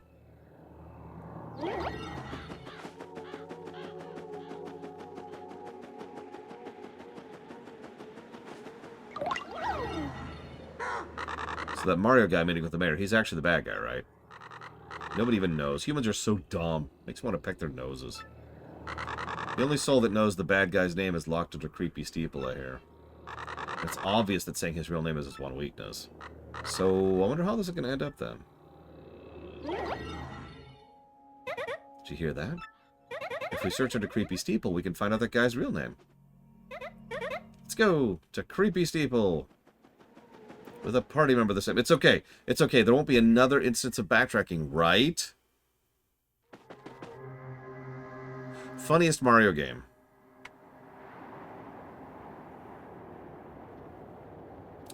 You know, real chalk? I think it's this one, Yura. I would have done this back in town, but it wouldn't look very good, would it? So this is the one who stole your name and body. Looks very familiar to me. Alright, Cat in the Chatter, here's the deal. You get your chance, then I stomp you. Oh, it just tells me to escape this time. That's nice. That is very slightly better by giving us the option to just escape. He must have been hiding there in ambush, waiting for you to show up. Well, forget him. Let's go get your name back. And let's show off what Vivian can do very quickly here.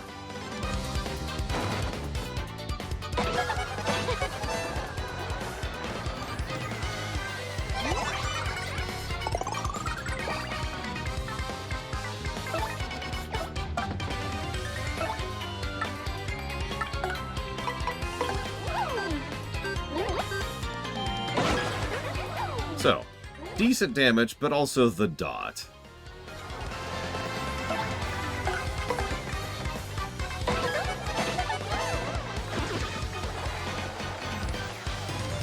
And again, you could target whoever with that.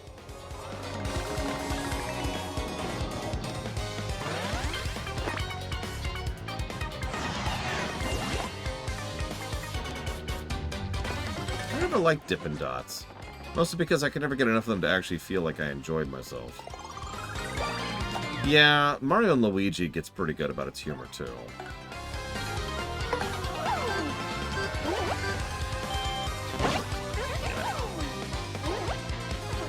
Yeah, it's another thing. Dippin' Dots are way too expensive.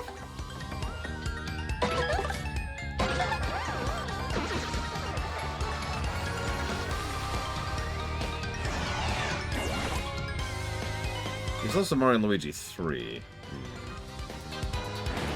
Wonder can be pretty funny, too.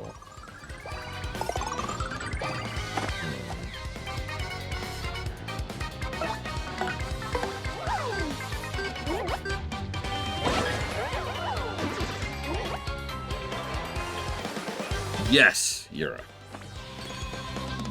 This is the good ending from Papers, Please. They call it the literalist ending.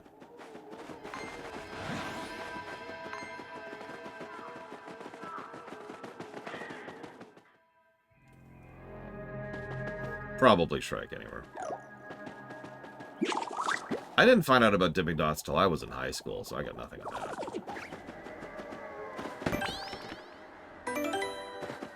Oh, absolutely, Alex. It also means she's the only character who can do that at this point in time. Everyone else either needs an ability or, I guess, an item to be able to do that.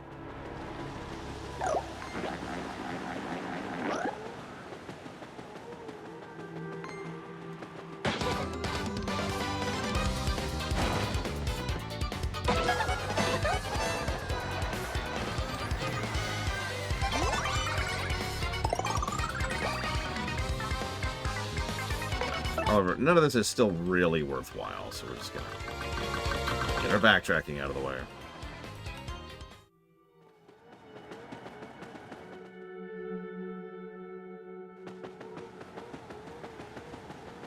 If I could speak about how much this section sucks, part of the other problem is, sure, it introduces you to Vivian, but the section immediately after this also does. And if you really wanted the extra experience, you could just leave the pathway and give us a pipe, right? Like, seriously, just give us a pipe to the end of the path and we're good. Still not leaving coins, consequently.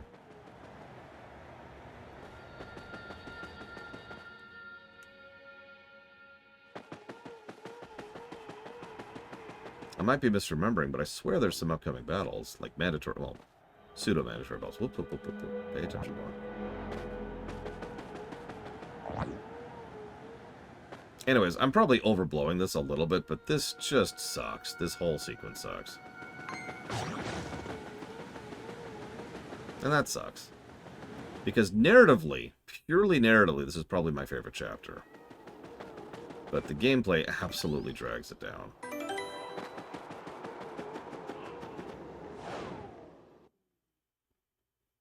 I don't think so, Trithon. We'll find out in a second. Excuse me. No, okay.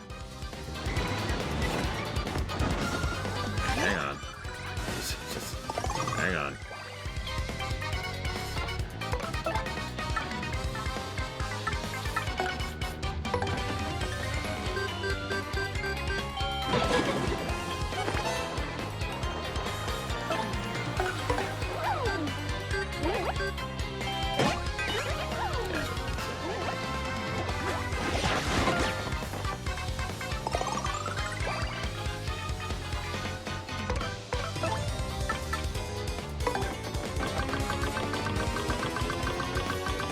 No, yeah, I didn't think that was going to happen.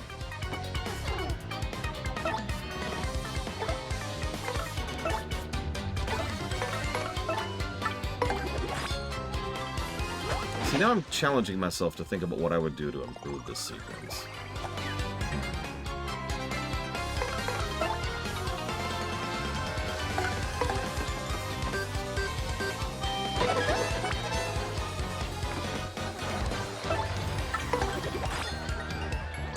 I mean, obviously making the trip shorter, but like I'm trying to think of something I could do to still have there be some, shall we say, unique combat.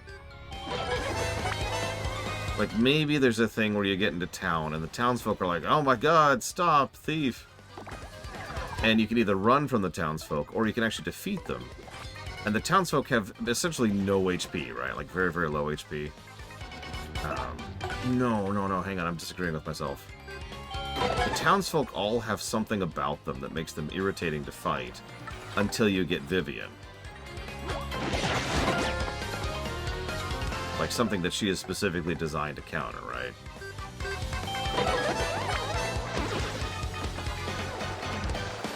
Maybe, yeah, maybe they're weak to fire, and as soon as you hit them with fire, the battle just ends, right? It doesn't matter what their health is at. You have now won, right?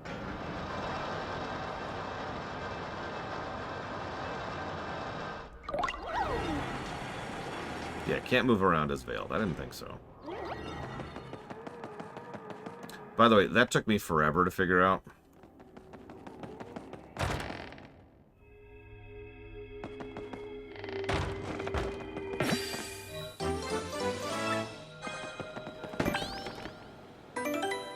I was trying to think combat-wise, Alex. I don't know. It's definitely something that would take some workshopping, but as is, this is just, like you said, it's just kind of slow. Go back, Baron.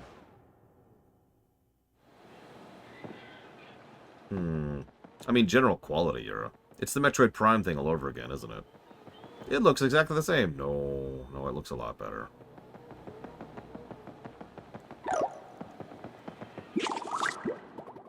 Yeah, I know they throw the hyper stuff at us in the same area where we, you know, do the, where we get the veil, but, like, we fought those the first time, you know? Those were already there the first time before we had veil. So that doesn't make any sense.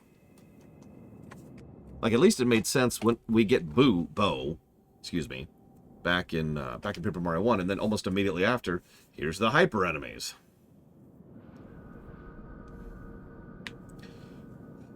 As much as I hate myself for this, I think the easiest answer really is the good one. Once we get to the end, there's a pipe. And that pipe goes right over to town. And that's it, right? Like, fixed. That fixes everything by itself.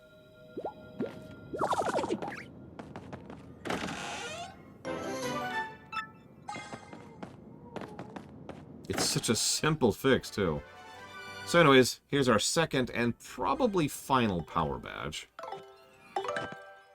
which we have enough points to equip. We could buff her power. We're not going to do that right now.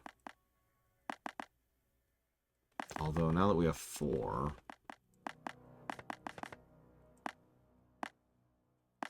let's go ahead and put Happy Heart back on.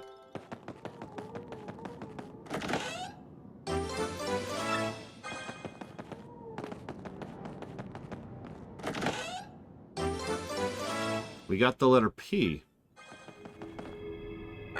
Good morning. Good morning. Crack? What happened to those weirdos who were just here? Ah, whatever. It was almost nice to have some company.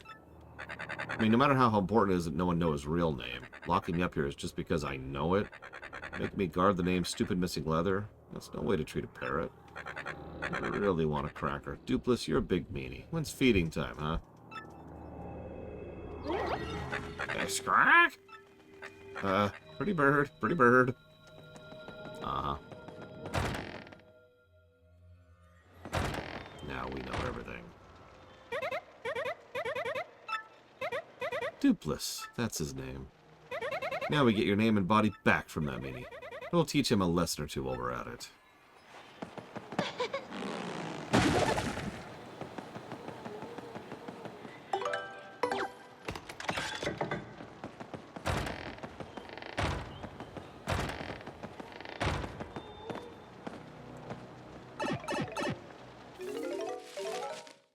I couldn't remember what was in the pipe, so I wanted to unlock the door first, Shadow Machine.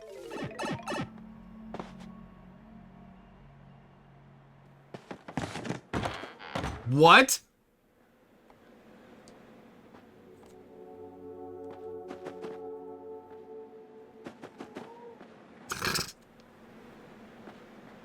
So for those of you not aware, in the original version, after this you would have to walk back to town. And then, once you have an encounter, you would have to walk back to the dungeon. So, let's actually run through this in the original version, okay? There's the initial run up to the creepy steeple. Now, that's fine. So, initial run up to the creepy steeple. And then you have to go back solo. Then you have to go back there with Vivian. Then you have to go back to encounter Dupless. Then you have to go back in order to actually finish the dungeon out. Way too many, right? Knocking 2 off that list, that is good. I think I am going to reduce the number of negatives I give for that. But I do still think that qualifies as a negative to backtracking.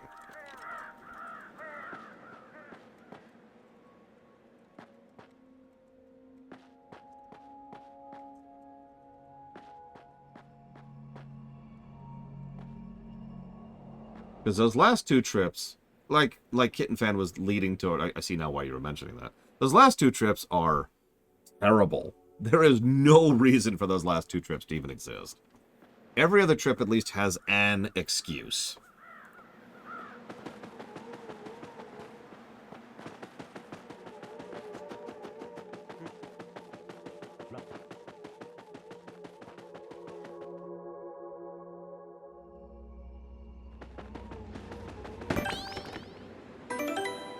Let's see if we can actually beat Chapter 4 before a cutoff point. Jokes aside, with the earlier thing, this really is a much shorter chapter than Chapter 3. Everything's shorter than Chapter 3. Chapter 3 is huge.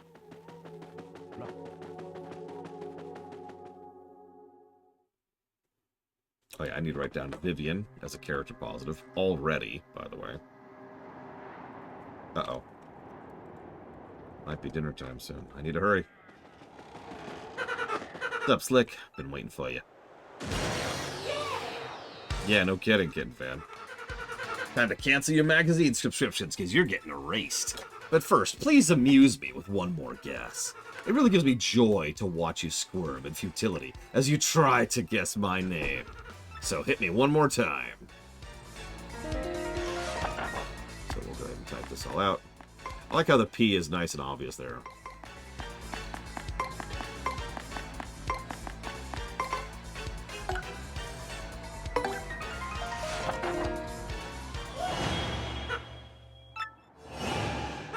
What did you say? It can't be. It can't be. No! No! It's the most adorable thing ever. Is it dinner time? Yeah. Okay. Is it fling you on the bed time? No. No. You sure? No. Okay. No bed flinging. Can you do me a favor? Sorry, I'm leaving this spinning. I apologize. Can you do me a favor, please? Baby, can you do me a favor? It's very soft, isn't it? Here, try up, like this. Feel it?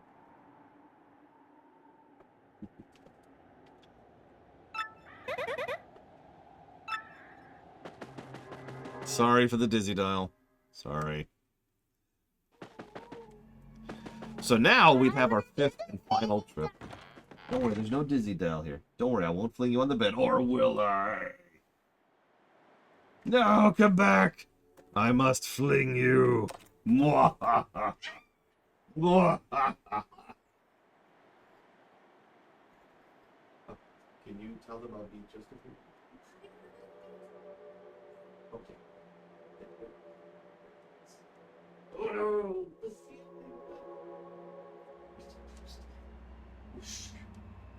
Yeah.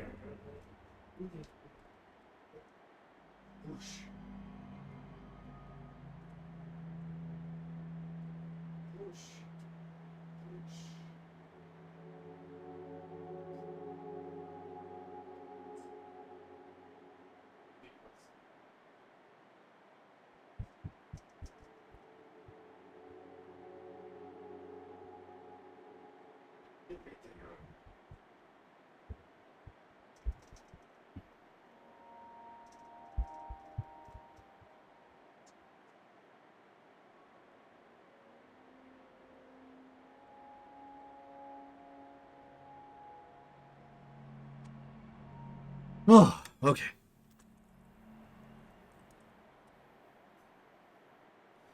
Wait, seriously, Kitten Fan? I'm not even sure that's a bug. That might be deliberate.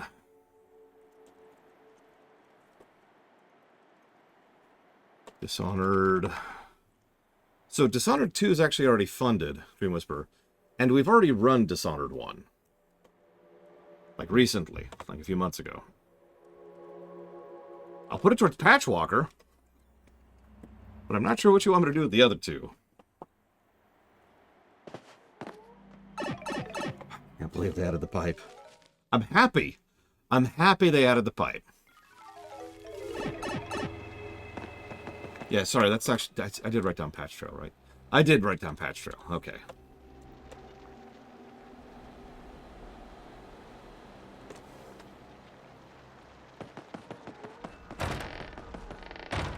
Okay.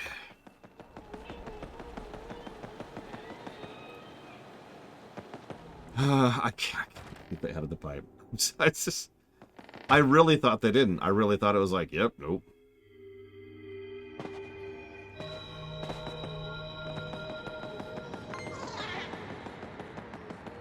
Ah, well. We got this fight. AC6. It's Armored Core, I think. Armored Core 6. And Baldur's Gate 3. You got it. Appreciate you. As always, Dream Whisperer. Thank you.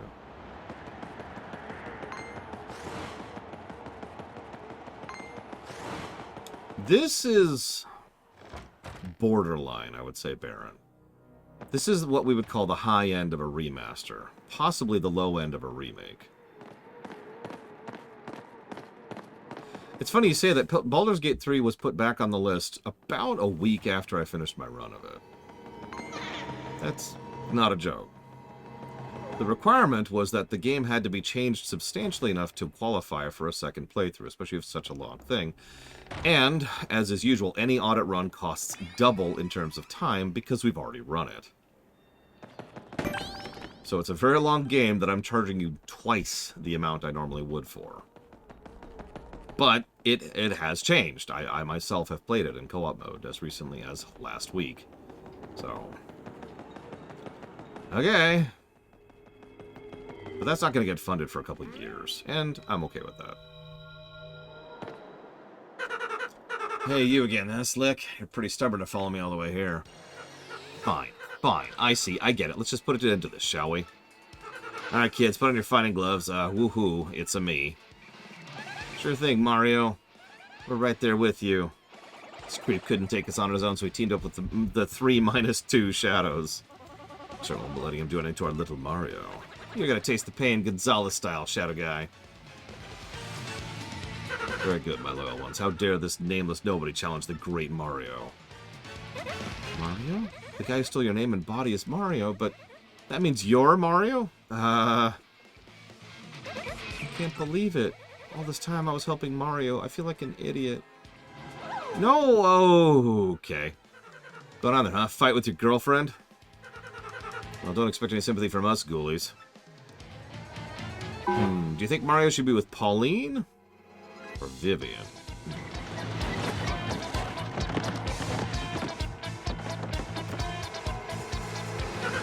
Yuck, yuck, yuck, yuck. See? Your friends ditch you because you don't have the charisma of me, Super Mario. Can't flee this fight. I don't know. Pauline's a really good match.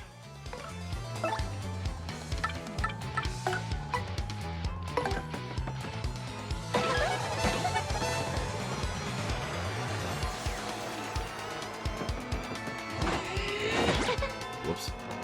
How's that?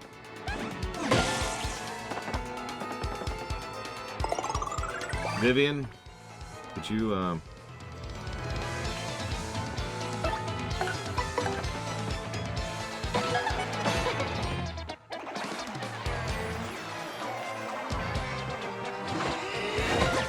mean, it's a negative Dystoria for a reason, Blue Fusion Bolt. That's all I'm saying.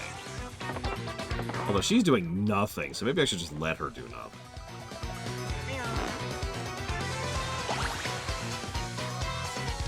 Okay. I'm sorry, sis. This Mario's the only person who's ever been kind to me, which is really sad. Mario, I'm fighting by your side from now on. I've made my choice, and I'm not turning back. Let's kick his ass. So now you're here.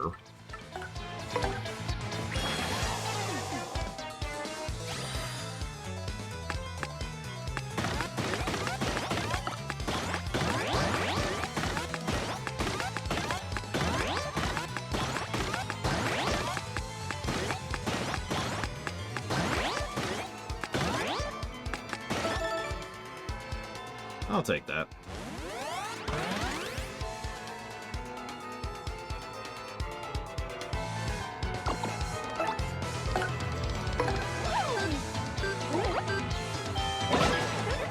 Oh yeah, that's another benefit of Vivian. What damage? God, it's that's right. You guessed my name, and now I guess stuff hurts sometimes. Yeah, if you fight him earlier, you can't do anything, because, you know, rules magic. Vivian's easy to do, essentially. Right, like, her inputs are easier to do, at least for me. And that's important when you get into some of the ridiculous stuff you need to do in this combat. When you really, really, really need to make sure those hits land, right?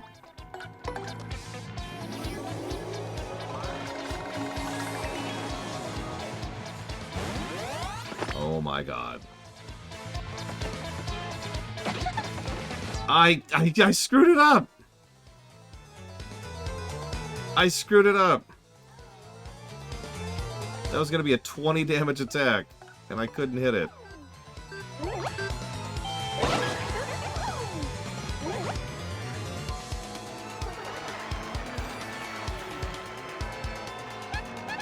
Mario, don't let your guard down, okay? Uh-huh.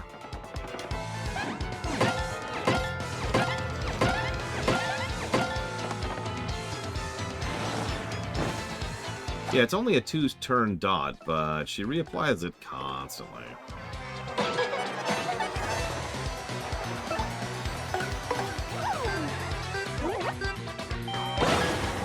Down, boy. No, why? How?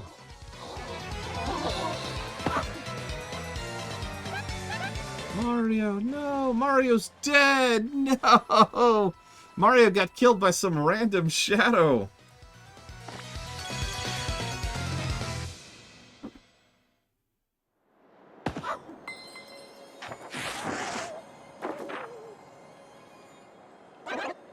You guys are idiots. I'm so disappointed in all of you.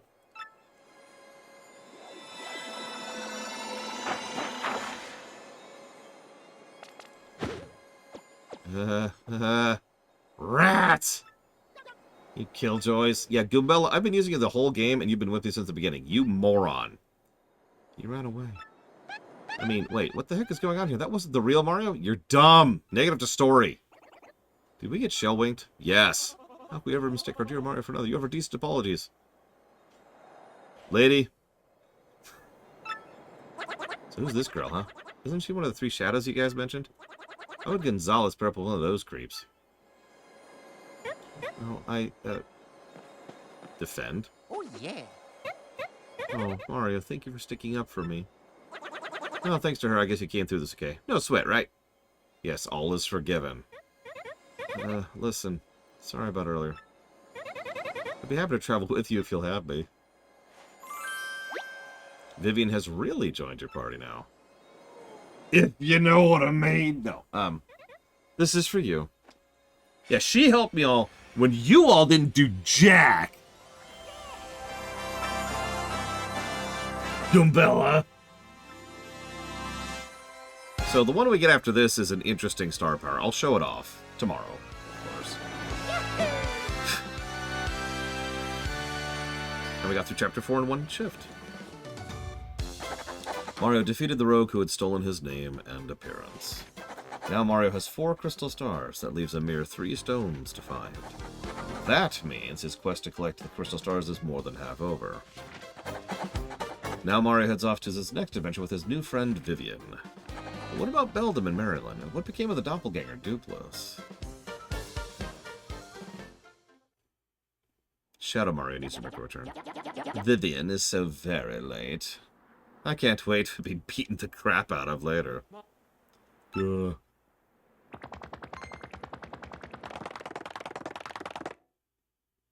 So, because it doesn't actually let us properly save, we're going to do something weird.